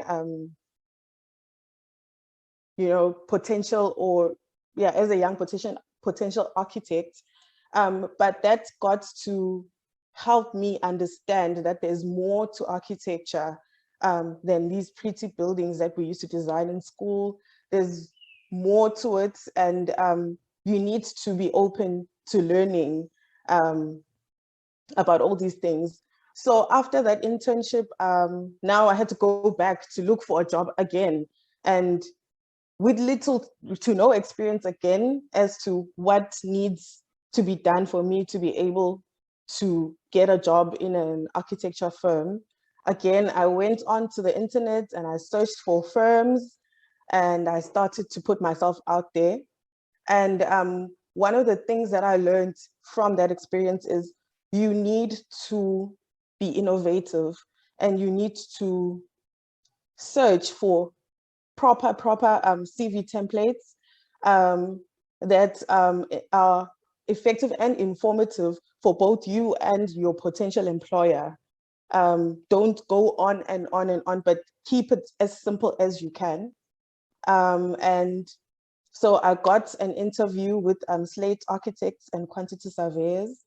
And that's where I got the experience of how to conduct myself in an architecture based interview. And yeah, I got the job. When I got the job also there, I had to be open to be learning new things. And there I got to learn more also about architecture, not just being about a pretty building or pretty drawings. There's more in the background that comes from those pretty buildings. So I got to learn and be a part of the principal agent work. I got to be on site. I got to even be doing office administration work, because sometimes you have to be binding documents, get ready for these meetings. You have to be answering the phones. You have to be able to conduct yourself in a professional manner, because now you are in a professional space. It's no longer a studio where one person brings maybe the radio and they're listening to music, and the next person is doing whatever they're doing. So you have to get into the mindset of being a responsible young adult, and you have to be open to be constantly being pushed, constantly be under pressure to know that you're here to learn, basically. And then when you go back for your master's, you have that little experience, but then now you are constantly learning more and more as to what is expected of an architect, basically. So my advice to the students that are now getting into the job seeking platform, you need to update your CV each and every time for each and every specific application. You need to sit down and research all of these companies that you are applying to, know what they're about, know who the bosses are, know what responsibilities or what you would be offering that specific company. And you need to treat each and every application as a fresh application. Don't group all of these 15 companies into one email. Always know who you're addressing, whether that person is female or male.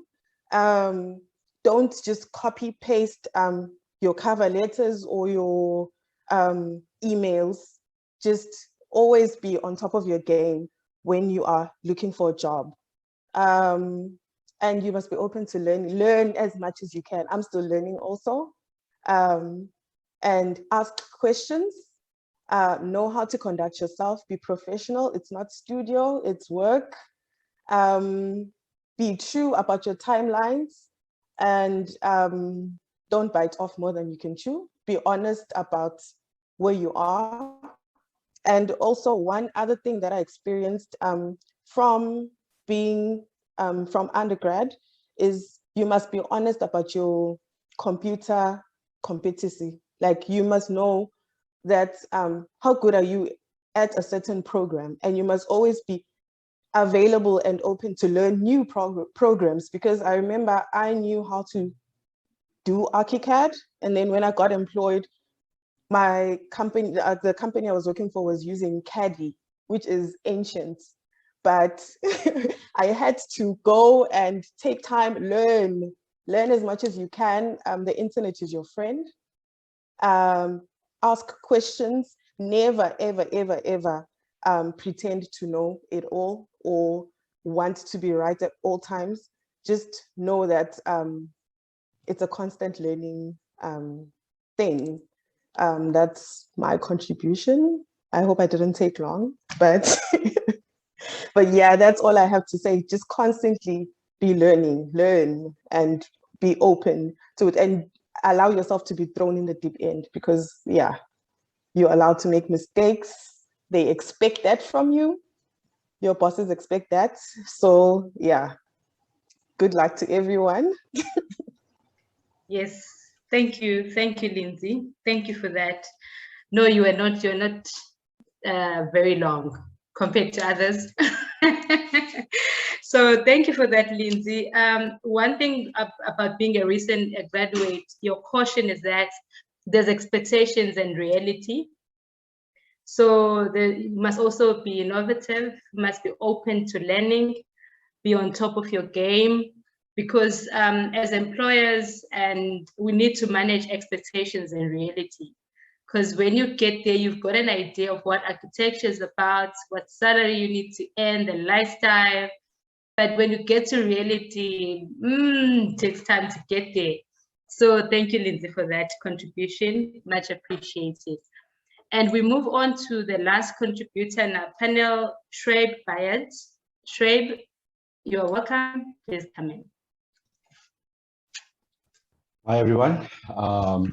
My name is Shreb Bayat, and I'm a recent graduate from the University of KwaZulu-Natal in 2018. Currently, I've established my own 3D architectural visual rendering studio called Studio 3B. And I can see in the audience here and on the panel, I've got two of my mentors, Ahmed Ola and Ian Bell.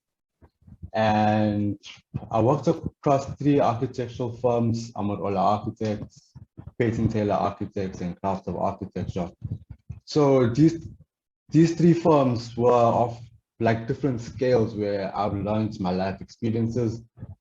So my whole input in here is how to actually learn from people within the within the working environment, how we should actually come across people. And the level of tone that we use is that we have to respect people, dealing with people of culture, and especially with your clients, going to be presentable, and it all comes down to teamwork, and it's not worth it's not worth individuality, basically. So my advice to the recent graduates coming out of university, and I still remember Ian Bell, who actually mentioned to me in one of my first interviews, is that the type of practice that you choose after you graduate defines the architecture you produce throughout the rest of your life, basically. And it works out your workflow, and it's how it's going to actually, it's like basically you're setting the foundation for your career to follow suit. And what I've learned is that in these three environments that I've worked in, from like the private sector to the corporate sector, is that you have to work efficiently, you have to work on timelines, and there's always a solution to what it is. And yes, you are allowed to make mistakes, but a timeline is a timeline, and you've got to stick to it. And yeah, and actually, like I mentioned before, like you have to take in you every step of the way you are learning throughout your whole life. Whether you maybe about 20 or 30 years or 40 years old, and you have to learn all the way. And the thing is about when you're going into the working environment, or when you go into an interview, the most important thing is to be yourself. Be yourself. Don't try to be on a level where, oh, I want to be like this person, I want to be like that person. No, be yourself. It's so important, because you never know, the energy that you give off can influence the team around you. And it's all about like basically trying to complement the firm's strengths and weaknesses. And it's all about actually working in like collaboration.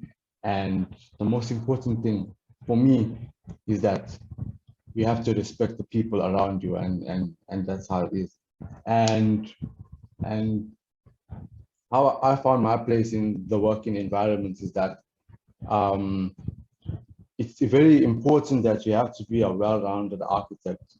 You have to learn and gain the knowledge from stage 1 to 6, and got to take the necessary advices from people who are in the game for a long time. Don't try and act too smart. Don't try and say, oh, I know everything, I want to do things this way, or there's a specific way you want to go around to design a building. You know, you got to take the elements from each person, whatever advice they take, you got to respect it, you have to engage in it, and that's how you produce a well product. I think that's so important to do. And it's most about, and most importantly, when you're doing a CV, I think like the panelists, as they mentioned, is that keep it precise, keep it concise, and just keep it compact. Who you are, this is what I'm offering, and don't like put 3-4 pages. Just keep it to a minimal, and just try and display yourself, basically. And one of the key factors, like you gotta try and find a balance when you're entering the working world, is that you have to basically try and find a balance of life, your personal life, your work life, that will give off the energy to design as you go forward and progress. So I think that's actually sums up of where I'm coming from. And if there's any like questions you guys need to ask, please, I'm here. Yeah. Thank you, Shreb, and congratulations on starting your firm. Thank you We so know much. now you are becoming an employer, you create jobs, but more so you are in the community and company of people that are here to support you, and you must always find those communities. So congratulations on that. Thank you. And with your presentation, You said a person must be efficient, must be cognizant of the timelines. And one thing that you said, what was critical, is you said there's always a solution. I believe all the people experience here, they know that there's always a solution. And in some instances on site, the contractor wants to give you a solution over your own specification. So be careful of that. You provide a solution, teamwork. It could be a consortium, could be with the contractor on site, but there's always a solution. We know even in JBCC, when there has been a problem with the contractor, he always asks to come up with remedial actions. So there's always a solution. So we appreciate your contribution. Now, going forward, all our panel members have submitted their contributions. This is how it's going to work. We are going to allow attendees to raise hands and ask questions. If you wish that your question be specific to a panel member, you will be direct to say, this is my question to, you name the panel member, or you just ask a question. Any panel member that wishes to answer your question will just raise their hand and acknowledge a panel member, and they will take your question. Please feel free to write your comments on the chat box, any comment that you want to write. If you don't want to raise your hand, you just want to type your question, we'll also be mindful of the chat box. We'll pick up questions also on the chat box. We're supposed to finish at 11. We have acknowledged that we are running beyond our time, so we'll extend it slightly, not too much. So I say we are open now for questions, your hands, and also we'll be looking into the chat box. I see that we have 2 hands already, Vinesh and Ismail. Vinesh was first. Can we take questions, Vinesh? Sure.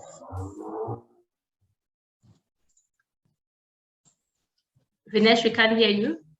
Hi guys, can you hear me? Yes, we can. Okay, my name is Vinash Bagelu. I am currently studying at Inscape College, Architectural Technology, a higher certificate in Architectural Technology. Vinesh, sorry to disturb you. Do you mind opening your video when you are speaking, and you can close it later on? I'm unable to start my video because the host has disabled it. Okay, okay. I saw you were on video at some point. It's fine. You can then carry on. Sorry about that. That's fine. So my question to the panel and the mentors of this meeting today is it possible for an individual like myself who's still working, studying, to have multiple mentors at the same time?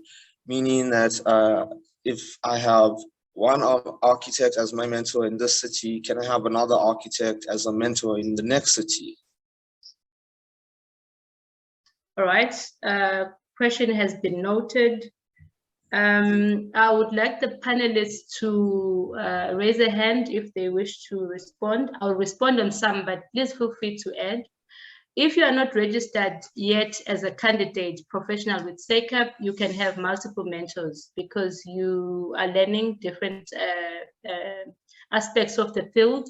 But if you are registered with SACAP as a candidate, you can only have one mentor. Okay, I have one last question. Is it possible to ask it now, or should I wait? You can ask.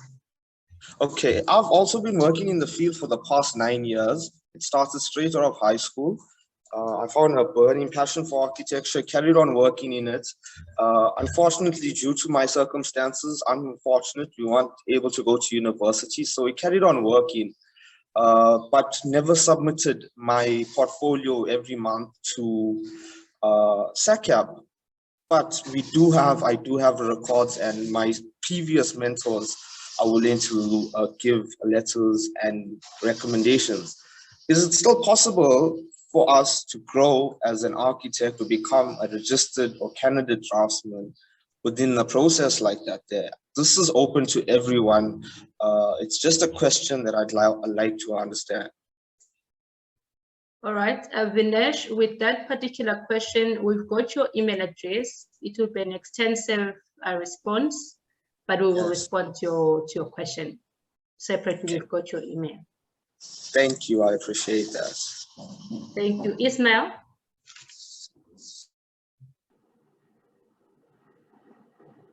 Hi, good day, everybody. My name is Ismail Lokat. I am currently employed. I just qualified last year with my BTech cum laude. Just a very quick brief. I was a student who never really excelled in school.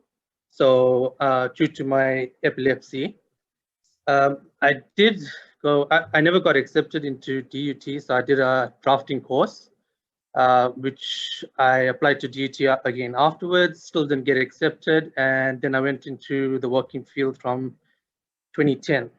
I worked till maybe about 2013, where I had to leave to help my dad in his business.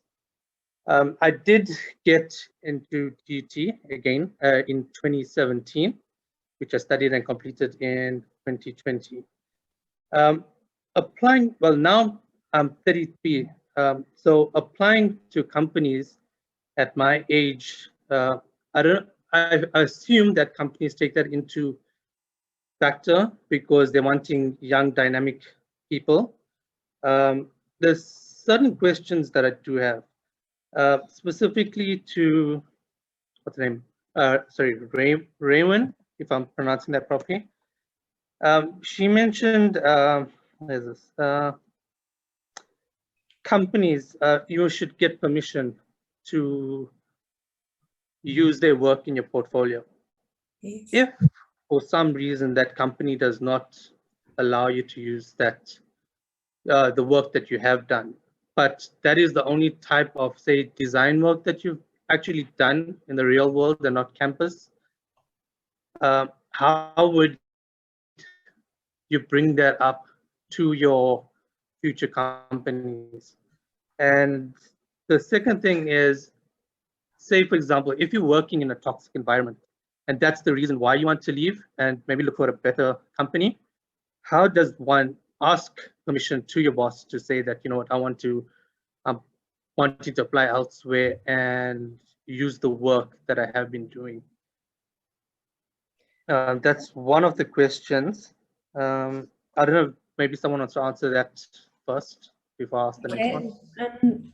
I think if you've got the contact details of the company you've worked for and you forward that on to me with your CV and your portfolio, and allow me to contact them. Generally, we all know each other and we can communicate and ask, you know, your reasons for leaving, and we can discuss it. I have had situations like that in the past, and there hasn't been a problem. Okay, thank you. Thank you, Raywin. Yeah, my other question is trying to keep your portfolio as short as possible. I have done that, and certain interviews I actually was commended on that. But one of my things is, when I was working as a draftsman, I was only doing submission drawings. Then came to campus, you're doing full design work, and then maybe in other projects, it's maybe just design and sketches. So how do you end up bringing in your different background and typologies of work that you have been doing, but to compress it in one? So for example, I've done, say, submission drawings on, say, warehousing, commercial, industrial, and residential. So say if I'm choosing 3 projects of that or 4 projects of that, but now I need to include maybe my design work, my renders and something, but that's based on another project, and say that hasn't reached a design phase, submission phase or construction phase as yet. So how does one include all those things, but to keep it as short as simple? Because some companies, I'm assuming, look more at the actual design work and some more at the technical aspect. But you want to give a balanced idea of what you actually can do. So how does one go ahead with that? Thank you, Ismail. Anyone who wants to give that a shot in terms of how to compress, to present a compressed and compact portfolio? Yes, Prep? Okay, hi Ismail. Ismail, look, generally your pre-seed CV, which gives you your prometric results and your university results together with some short description about your abilities, etc., is what we generally look at.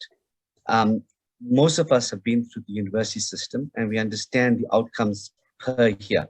So you'll understand what you do in first year, second year, third year, and fourth year. And because we've employed many students, we understand what the deliverables are. And it's usually very, for myself, it's very easy for us to look at the results themselves and determine whether we're going to accept you guys or not for the interview. Okay. Some practices may be a little bit less stringent about the requirement, and some practices may be more, depending on those results. And usually your results basically, and this is where Nzuzo was very, very evident. He says, look, you guys must understand it's highly competitive. So the first port of call is the university results. If we see an improvement over the years, that's your first way into an interview in our practice. Okay. If we see a steady decline, it's where you're going to be sitting outside and trying to be passionate about getting into the company. So those are your two entry points. And thereafter, we will call for your CV and we'll call for work. Like as architects now, when people put out tenders for work, etc., they don't know if they're putting a tender for a medical center and a pathology lab, they're not interested in somebody's house that you did. You're going to be focused in terms of what you're looking for. And Ian was quite accurate when he said, as a team, we're looking for somebody to fill in a slot. So at the end of our years with our current lot of intakes, we're looking for certain caliber of students who can fulfill certain roles, interiors or visual aid facilities, and the visual aid department is very easy for students because you've got that ability naturally. We're not expecting high degrees of technology, etc. So again, it starts off with those results, and guys, it's highly competitive. I'm being very honest with you guys. In bigger practices, anything under 60%, it's going to be a tough ask to get in. So yeah, so for me, it starts with results. Thank you. Thank you so much, Prek, for that response. I've got Bonke and Kasefo. Pauline, did you want to come in before I take Bonke and Kasefo? You're muted, sorry. Thanks, Mandisa. Sorry, there was a question, but I can do it after them. But perhaps I can also just give an nervous, because I had done extremely well in undergraduate, and through various reasons, I really struggled in postgraduate. And that obviously did make me nervous because everyone always says that your results are huge. In reality, what that meant was that I had to be able to answer that difficult question from at the interview as to what went wrong. And I had to know those answers in myself. And by answering that, I could give the future employer the opportunity to see where my strengths were, and that I'm also willing to learn and deal with the hardships that I have. So I think it's also about, and I think that's been mentioned by quite a few panelists, it's about being real. And 10 years later, I'm still with Design Workshop, so it worked for me. I think don't underestimate that life is life. There are hardships. Yes, we need to excel, but we also need to understand why we haven't. Thank you, Pauline. Bonke, and then Katlego. Good morning, everyone. I'm currently a student at the University of KwaZulu-Natal. Well, my question is, basically, it's been emphasized a lot during the meeting that relationships and mentorships are important, especially during the phases when you're a student and into the time that you are prepared to work.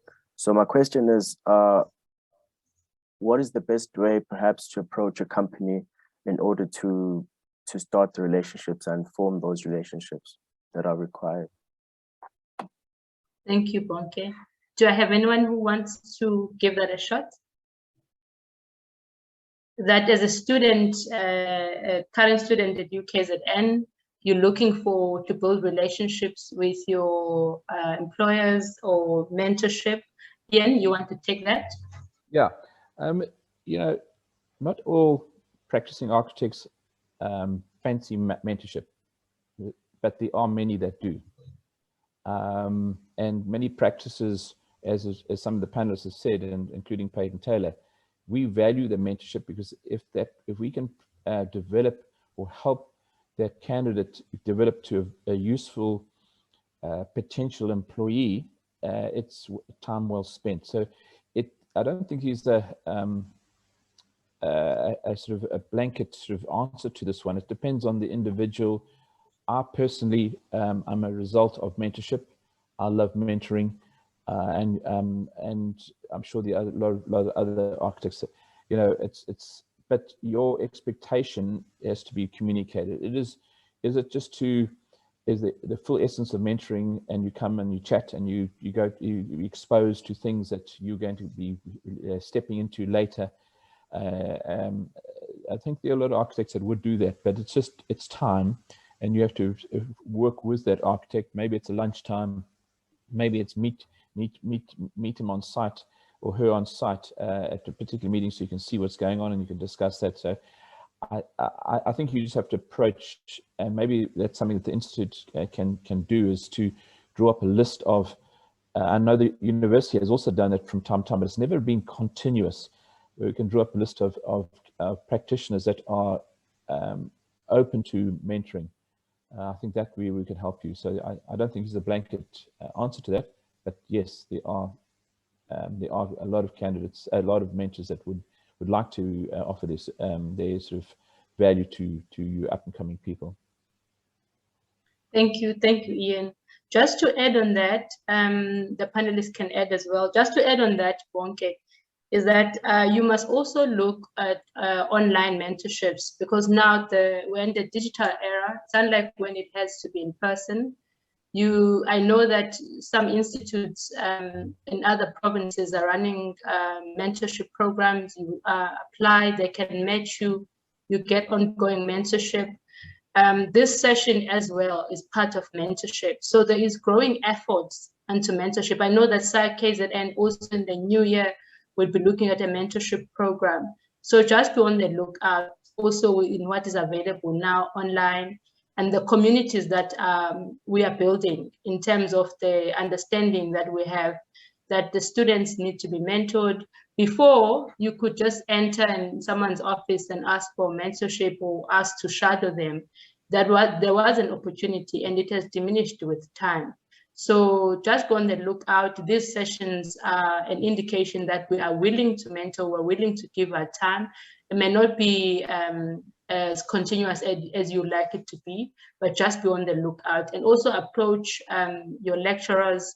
Be on the lookout to see what the practices out there are offering, but there are opportunities of mentorship. Just be on the lookout all the time.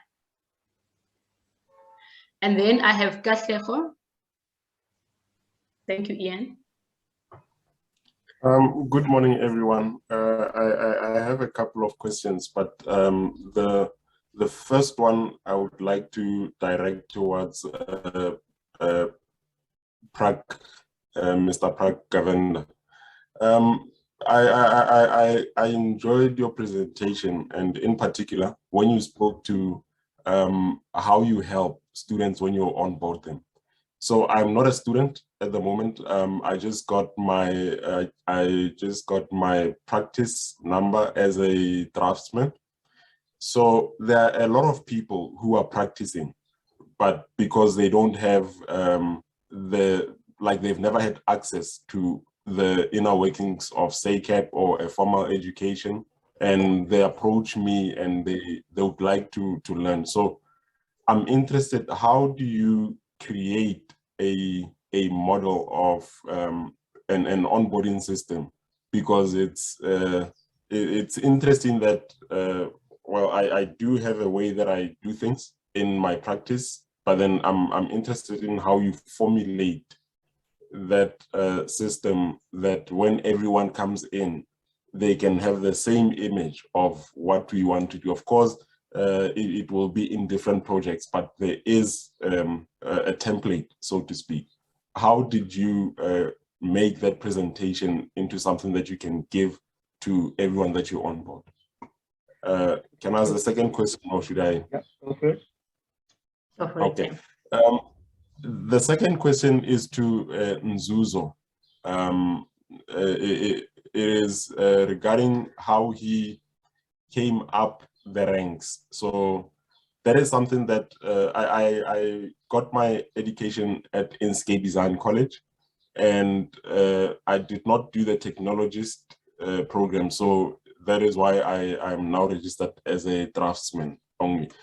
So is it still possible to find mentorship programs to allow you to go up the ranks all the way to whichever level that you want to be at, be it PA or PSAT or PT, like all those levels? Is it something that you can still do?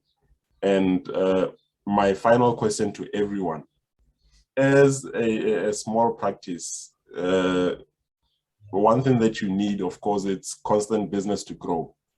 How do you think we can best add teammates? So basically, the first thing that I think of, it's sales and marketing, which is something that I know that it's my weakness.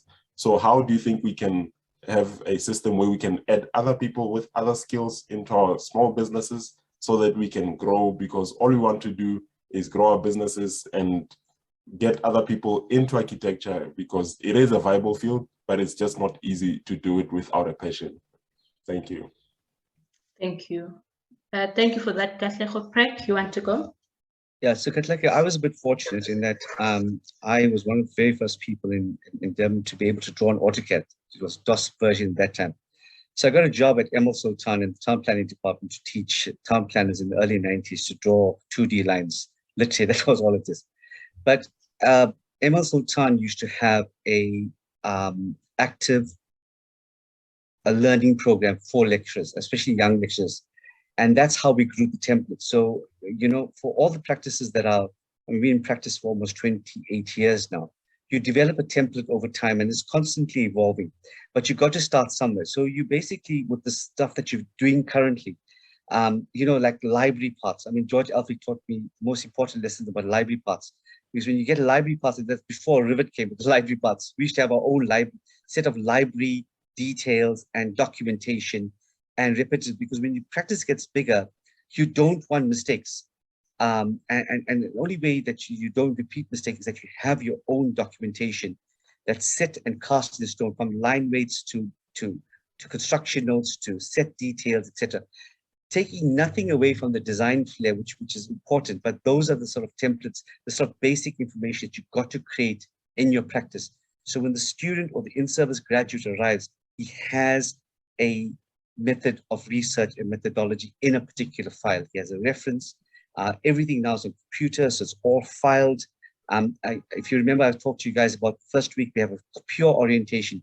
We get them to do no work, but enjoy, just understand what the practice is about. So that's your first port of call that I think that you would develop it now, small, and it grows over time. That's all that happens. And by the time you, as old as us, you'll be able to, you'll have the file is now, there's now 2 files. To give you an idea. So it grows over time. Okay. Thank you. Thank you, Prek. And Suzo? Hi, thanks, Katlego, for your question. I think I'm going to rope Mandisa in on this to talk about the SACEP side. I was studying, by the way. I did study all the way.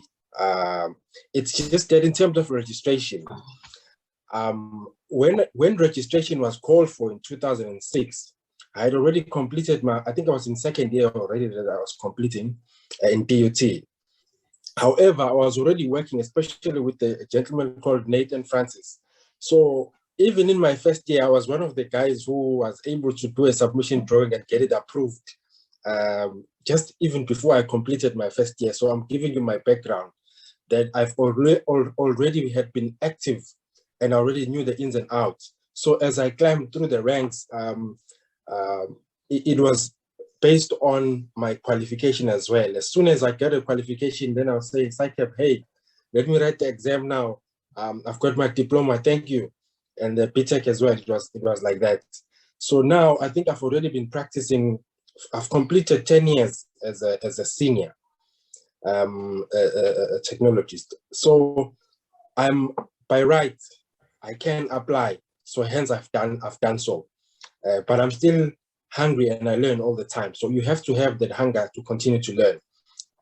And perhaps just to take a small jab at your business in terms of the question that you've asked. I think that's a business question that really needs a business attention, if I may put it in that manner. But Prek has given you a great idea that as you grow, you'll have templates that you are developing. I mean, we have the same. We've just got a new system now, finally, after trying to create it for many years. That is going to be automated. It's accounts and you know, because one of the things, I'm just going to say it out here, you know, we work with time. So ultimately, the architects, you know, it's a time-based profession, if I may put it.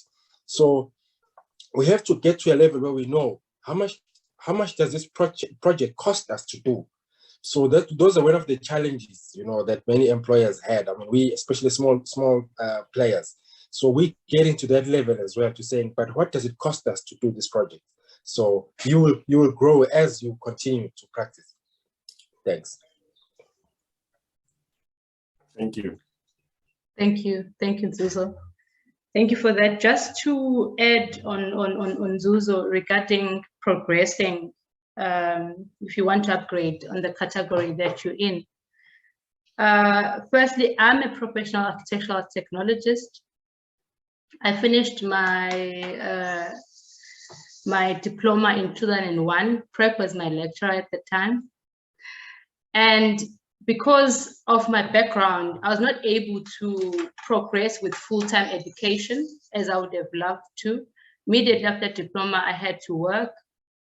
And at the time when I was ready to study again, we found that in architecture, there wasn't a full-time studying. Especially at the university, it was not easy to bridge across to masters. So I've looked at a number of institutions, University of Free State, at a particular time when they considered my portfolio. I'm giving you this background. I will take you to what is available at SACAP. And now that I'm experienced, I have the resources and the time to even go back full time. But there's been a problem that NQF 6 honors is NQF 8, so there's no NQF 7 in between because the BTech also is being done away with. So you find yourself that you would like to study further, but to bridge that gap has not been easy. But now with introduction of honors, university also have they consider the RPL to bridge you over. So there has been now possibilities of studying further. The reason I say that is there is RPL at SACAP, which is experience-based, but we always want to emphasize that there's nothing that can take away education qualification. Because with education, you are taught methodology and you are given tools on critical thinking and what has been scientifically proven to work. So we never want to take away the education aspects. So you must always be on the lookout for that. And then with SACAP now, what has been happening there is RPL. If you're a draftsperson, you have got a number of years in practice, you can apply to upgrade to technologists, senior technologists and architect, but you can only move up one ladder at a time. And the reason also I mentioned that is because I've stayed a technologist because there was no reason why I needed to change my category. IDOW was not in place, so I could do any type of projects. I've done projects worth millions. There has never been a denial or why I can't do those projects. But now with IDOW being in effect, you can only do work that is in your category. So people like me are now disadvantaged that why in the previous years one has not progressed, because as a technologist, you've got a limitation of what you do as a senior technologist and as an architect. So you look at interventions that have been created, such as RPL, where you can upgrade.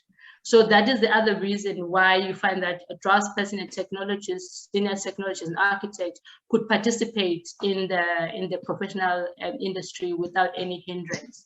But now with IJW being in effect, you can't do that anymore. So there is a need to upgrade, but there's also SACAP has got programs in place to do that. So I just wanted to highlight those two aspects, educational and also through SACAP. Thank you. Monique, you wanted to come in?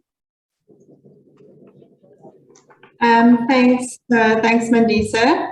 Pauline and I will read out in tandem the questions that are coming through on the chats. There was a question from... Sorry, Monique. Sorry to disturb you. Just one more question from Katlego was saying, how do you identify what skills to add in the company for the business to grow? Was that your question, Katlego? There was a last question that was general to the panelists before I come to you, Monique. Yes, so it was about when you do identify a shortage, because one of the problems is cash flow. So you cannot just go and hire someone. Is there a way that you guys think we can find people into our... Sorry. Okay, Katlego. Is there a way?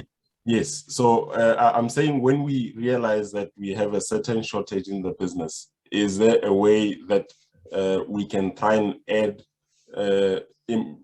important skills into our businesses while we are able to, like through relationships or some sort of method? Because we cannot, as small businesses without cash flow, we cannot go and hire people, and it's frustrating to hire a person for 3 months because of that's the budget that you have, and then you let them go, you call them back in, sometimes they're not available. So that is the question, basically. Thank you. All right, just to respond on that, Katlego, that Jody also will come in. We will be having SMME mentorship, emerging and established businesses, that is coming up in the new year. That question will be thoroughly addressed there for the benefit of the attendees, which are students. I don't know if we'll be able to give you an elaborate response without understanding the relevance in this particular session. I don't know if that is a fair answer. Ian, you wanted to come in? Yeah, just in terms of expertise, you know, if you can't afford that on a permanent basis, one has to start collaborating with people that can offer that in a limited capacity over short for a project specific. Never turn a project away because you don't have the expertise. Find the expertise so you can offer it to the client, and be open about it. And I can't think of what expertise you're looking at, but you need to form collaborations with colleagues and experts in the fields, so you'll be aware of them. And when it has to come in, as Schweib said, there's always a solution. Always find a solution to the problem. And if the problem is lack of expertise, they are around. Even if we come to the institute, I'm sure we are able to direct you in a direction that could help. But yes, you're not going to be able to always afford those expertise on a permanent basis. And that's why we have specialist consultants. Thank you, Ian. I see that, Jody, you dropped your hand. Sorry, you are muted. Sorry, Mandisa. Yeah, I'm in full agreement with what you said in terms of the context relating specifically to Katlego's question. And I think Ian has touched on this. Katlego, your challenge obviously as a small business is, I think, in the current environment, what even established businesses are facing, in that there's huge risk associated with bringing on resources who may be specific in terms of a skill set for a specific project or duration, but the risk lies in how do you retain that resource, be it for financial reasons or other. And I think this relates to the students as well. As Shuaib, I think you've approached this part of your career with bridging a gap, which I think is being created a lot, is to say that we need to also relook at the model of what employment means. For those of you working towards registration, yes, in terms of the requirements of SACIP, you do need a single mentor like Mandisa commented on earlier. But it's to also understand that if you do have a defined skill set, that you can have a value-added offering to a company, that you can also create work for yourself by rendering that specific service. And so companies like yours, Katlego, or any of our established practices, if we are looking for a specific skill set and don't want the burden, for want of another word, the logistical or the financial burden of a long-term employment or contract condition, is that's now creating a space for that happen. How do I create a small basket of expertise that I can effectively sell to someone, render an expert service in that particular item, and then move on to the next project or the next practice? So I think that's certainly the way we need to be looking. And I think in the environment, it's also a very sustainable way of us in an industry of supporting each other. Thank you. Thank you, Jody. I'm glad that though you had dropped your hand, you came back. Thank you so much for that. I see the hand, Nonkululeko, I see your hand, but we'll start with Monique and Pauline. I'm reading the questions from the chat. We'll come to you, Nonkululeko. Monique. Hi, Mandisa. Yes, I was just going to bring to the table Mbalenke's question about being in a position where you've completed your academic work, but for financial reasons, your results have not been released. And will that be taken into account? Will that, if you go to an interview, what do you do in that instance? I'll open it to the floor panelists, but from my own perspective in our company, and again, it goes back to that trend that's coming through from all the panelists, is to be honest and to be real, to say, this is my position, this is what's happened, these are my other results. I personally, I don't put too much stock by the results, the university academic results. I'm more interested in the person and the whole rounded person. As been said before, the high-flying top of the class student doesn't necessarily make a good employee. I've had students who have really battled their way through their undergrads and have been absolute stars. So I think it's just about just being honest. But I think if anybody else from the panel wants to add to that, if they have a different perspective, feel free. All right, thank you. And anyone wants to add in regards to the results? Pauline, come in. Pauline, come in. With regards to the results, I think people must also understand that if you obviously know what your results are, so if you're honest with the prospective employer, there's a high chance that they will try and assist you in paying off your student debt, depending on what that is. There are many practices who do contribute in that way because there's an understanding of how things are in the country and how difficult times are.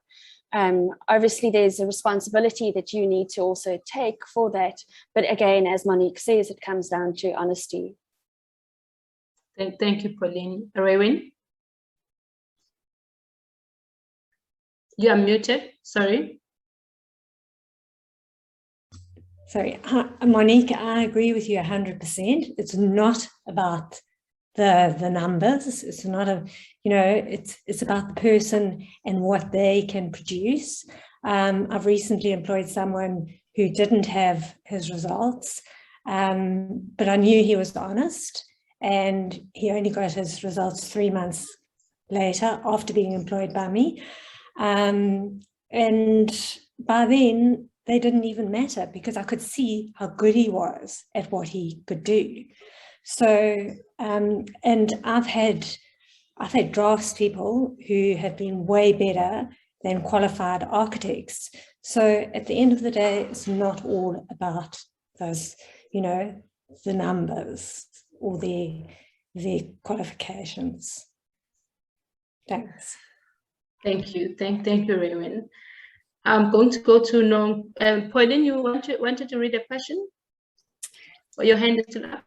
Yes, thanks, Mindy. So there was also a question from Andrew with regards to the Institute producing a salary guide for graduates to know what the payment scales in the career are, and whether this would be issued again. I do know that Saia did quite a large survey in 2019 and 2020, and some of this information was released. I'm not 100% sure if it is available to everyone. Perhaps someone else can assist on that. I think it's also important to note for everybody that if you also see what SACAP or what you're able to build out a particular level at, it's good to understand that that particular number is not what you will be earning necessarily as a salary. That number often is catering for admin staff, overhead of rent, if you're lucky enough to have profit, and then your salary. So when you see that number, don't expect that you can times that by an hourly rate and that's what you're going to earn as a salary. But there are a lot of resources out there online that do give an indication of salaries that are available, and also how sometimes this does differ across the different provinces, and obviously in cities, because of expense of life, salaries are a little bit higher often than in smaller towns. Thank you. Thank you, Pauline, for that. Just touching on that available information at Saia. Yesterday in the briefing, we spoke about information being packaged as a resource pool of information. That type of information will be followed up even after the session to all the attendees, whereby if a question has been raised like this one that Pauline has addressed, we'll send a link on the information that we have to all the attendees. So that what we'll also do regarding questions that are coming up. Nonkululeko, you have a question? Hello. Hi. Hello. I'd just like to ask regarding structural architecture. How does, if one has done their civil as well as, okay, I'm currently doing my third year in architecture at DUT. So I wanted to know if one has done their civil and also the architecture course, how does one go about getting registration or recognition as a structural architect? Are there any other qualifications that are required? And for the registration bodies, do you register with SACAP and also SAIC, or is there one that's probably specific to such? Thank you for your question, Nankule. I'll allow the panelists to respond. I'll give you what I understand. In South Africa, you've got different councils. So you register either as an engineer with SAIS, EXA, or you register with SACAP. But I know that I've got a friend from Sudan. Their degree is structural, is engineering and architecture. So if you're an architect, you're also an engineer. So, but in South Africa, I don't know of any of that kind. I stand to be corrected. That is my understanding. Ian is giving me a thumbs up, so that is how it is. So in South Africa, you can register on different councils.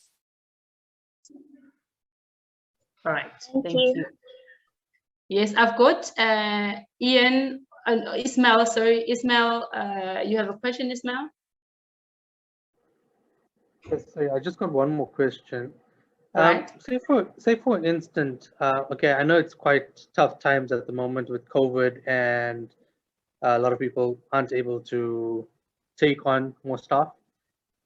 So in that case, a lot of people just, I mean, a lot of students would probably just take on a job that maybe is just a contract work, or until they get to the position or the company that they want to get into.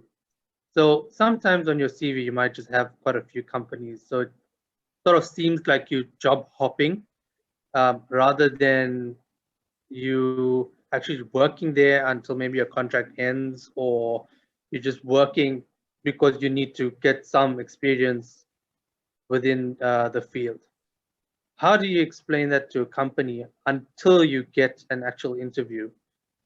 Because if you submit a CV and you're trying to keep it brief as possible and not to explain your whole history, but not to seem like you're job hopping, because there might be like quite a few companies.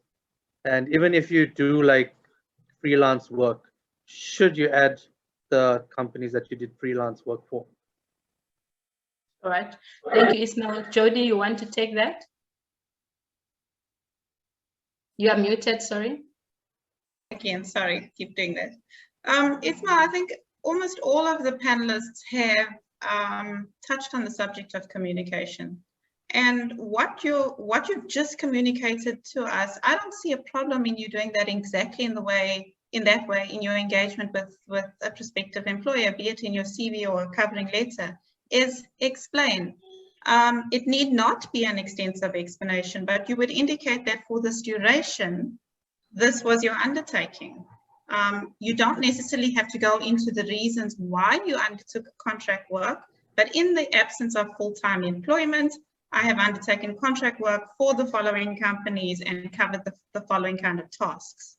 Again, like we said, if you have an opportunity for an interview, you're going to extend on that. So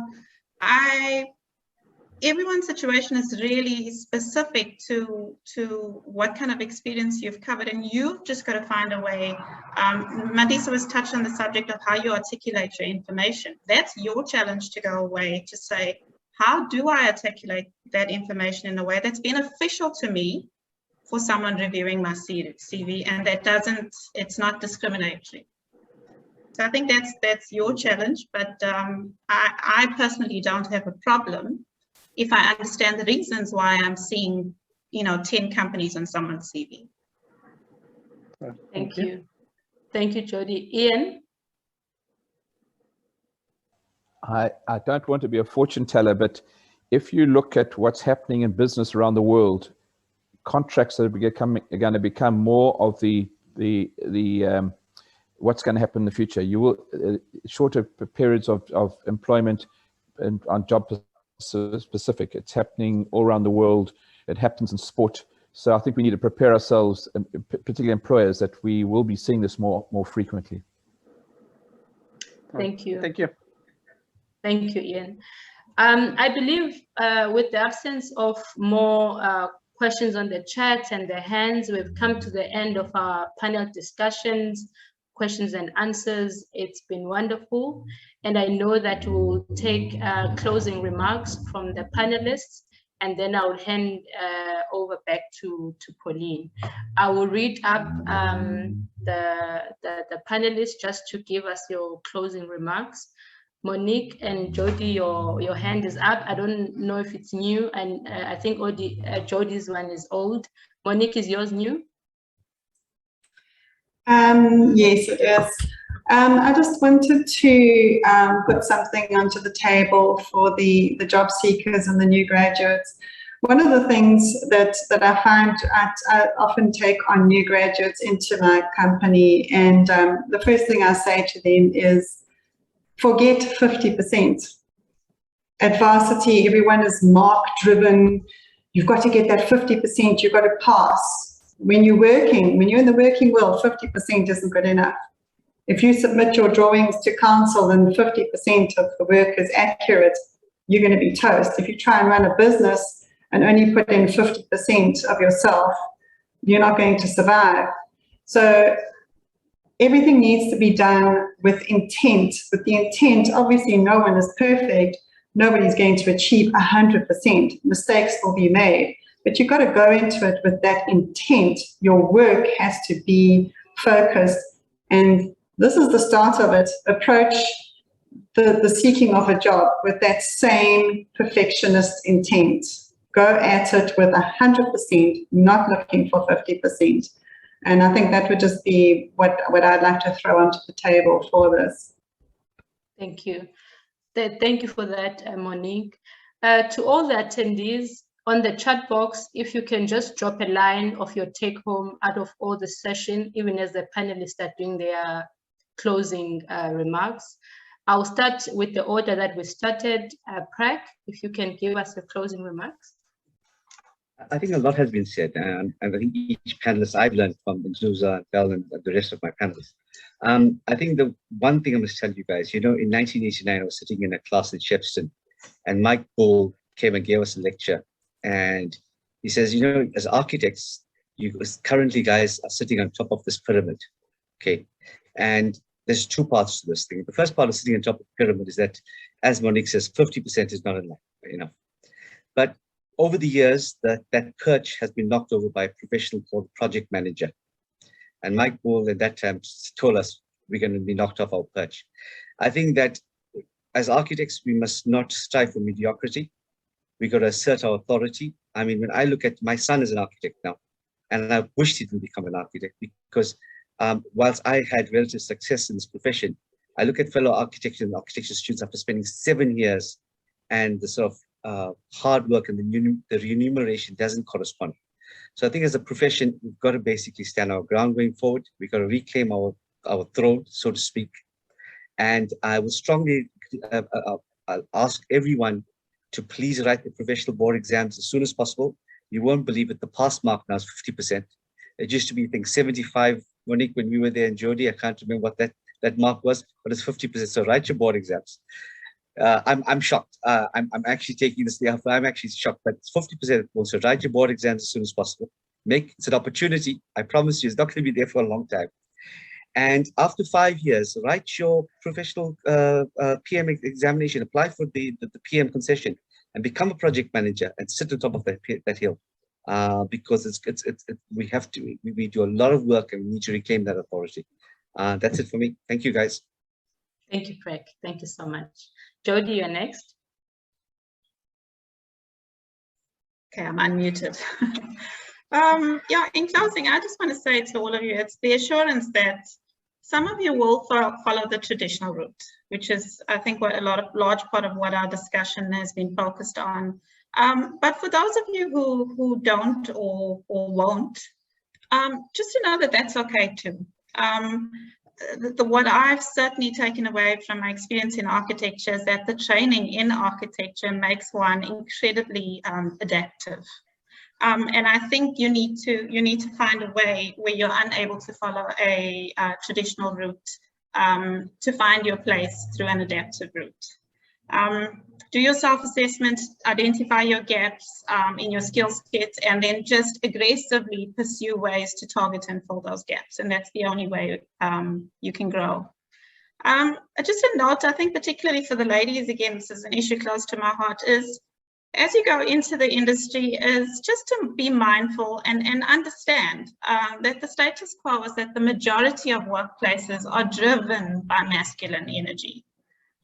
We can approach that in a way that's very feeling daunting, but also remember that productivity and effective learning, the experience is limited if we're in a constant state of anxiety. So all I'm saying is understand that that's what it is right now. Yes, we're working towards changing that. Study it, learn it, learn how to use the systems within that environment, and most of all, don't be intimidated by it.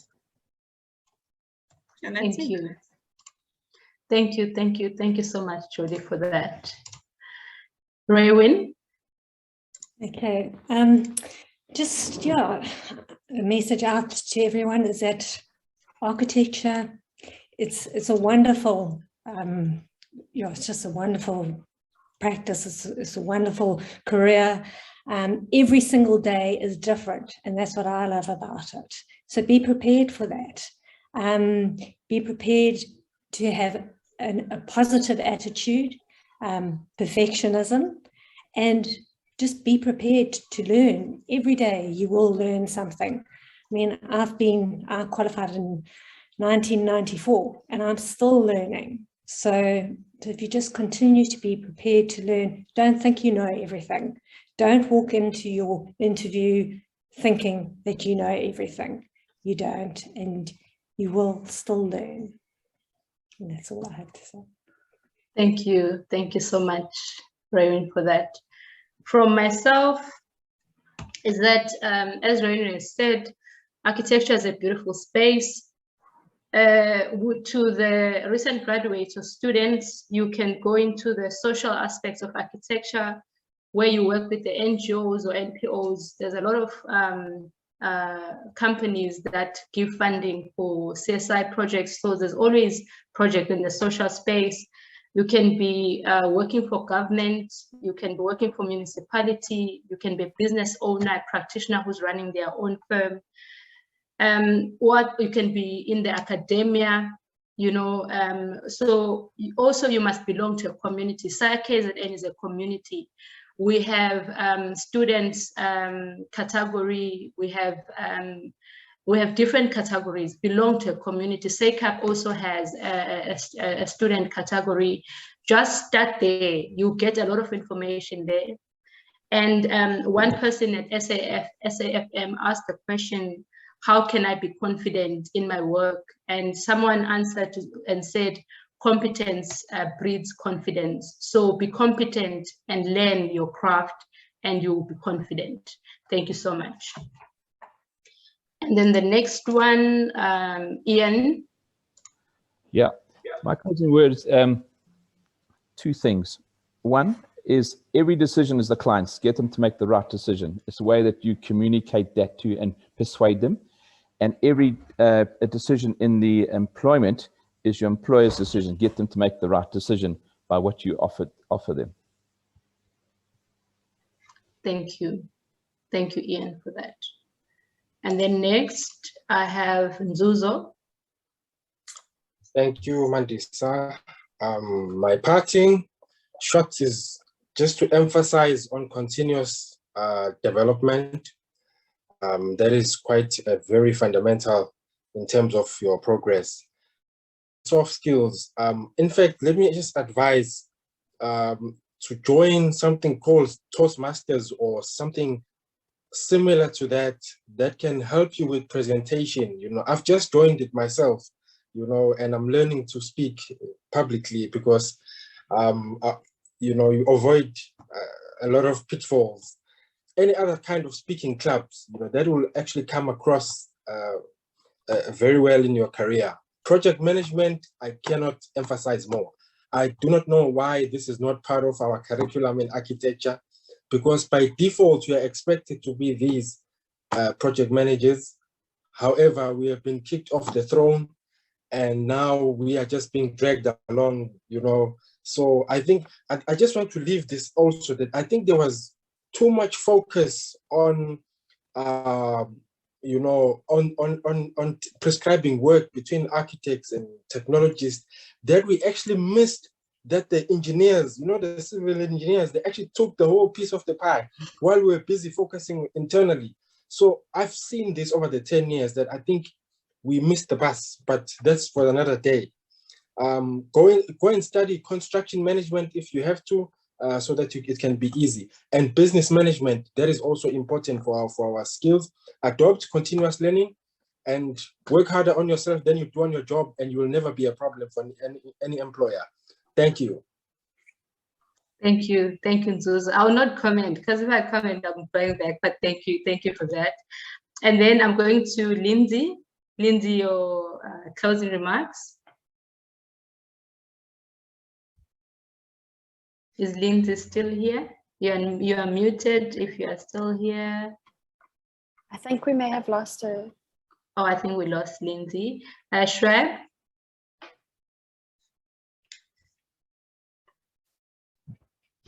Hi guys.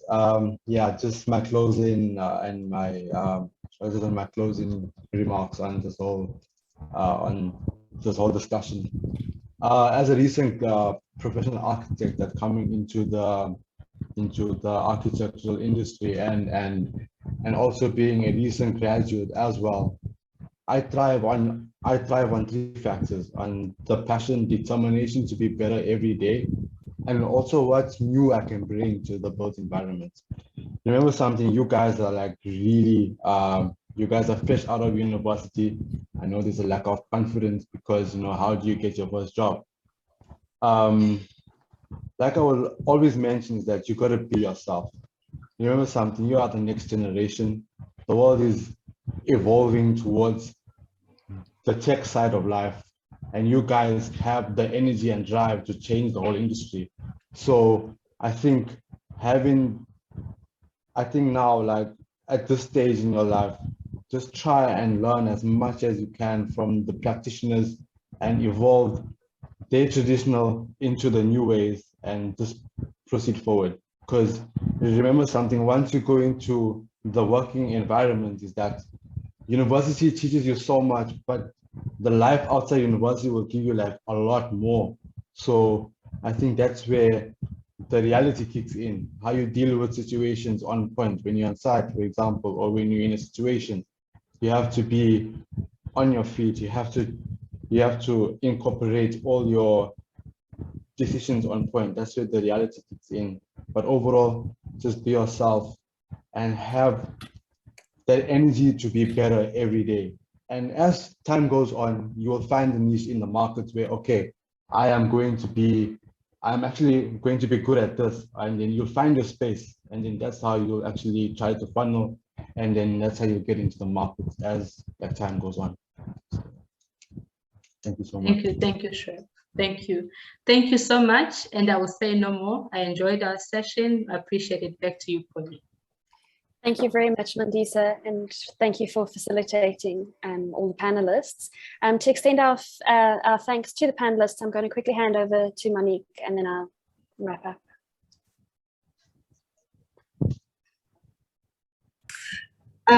Yes. Well, I think we've got so much out of the session when Pauline, Mandisa, and myself put this program together. We had this idea of what we wanted to offer, what we wanted to give out, and I think we've exceeded our expectations. I think, speaking for myself, and I think it's all due to our panelists. Thank you so much. We really, really appreciate. We know it's the end of the year. We know it's a Saturday morning. Thank you so much. You've given such a wide range of insights into so many different areas, so many things to think about for our graduates. So we want to say thank you. And a token of our appreciation, we'd like to give each of you, I think it's reading it backwards, but anyway, it's a book that's been put together by the Durban Art Deco Society. It's called Durban Art Deco, Heritage of a Subtropical African City, with contributions from many of our members, many names that we recognize: Brian Carney, Michelle Jacobs, Angela Buckland has done a lot of the photography, Wally Peters, Sally Adams, Robert Brisser, so many, Franco Frescura, so many local names. So this is a lovely book with beautiful photos and sketches that we will be organizing to get your way, just as a very small token for the time that you've given us this morning. Thank you. Thanks, Monique. Thank you. Thanks, Monique. Thanks, Monique. Thank you. So as everyone will notice, we've gone quite a lot over time, and I think that shows how much passion there is in the industry. So again, thank you to all of the panelists, and thank you to everyone for joining us and participating. We look forward to seeing you on a panel like this in the future and wish you well with all of your endeavors. Take care in these complex times of COVID, look after yourselves. And remember, and I hope that you've seen this from this diverse panel, that architecture encompasses a huge spectrum. Find your niche and thrive within it.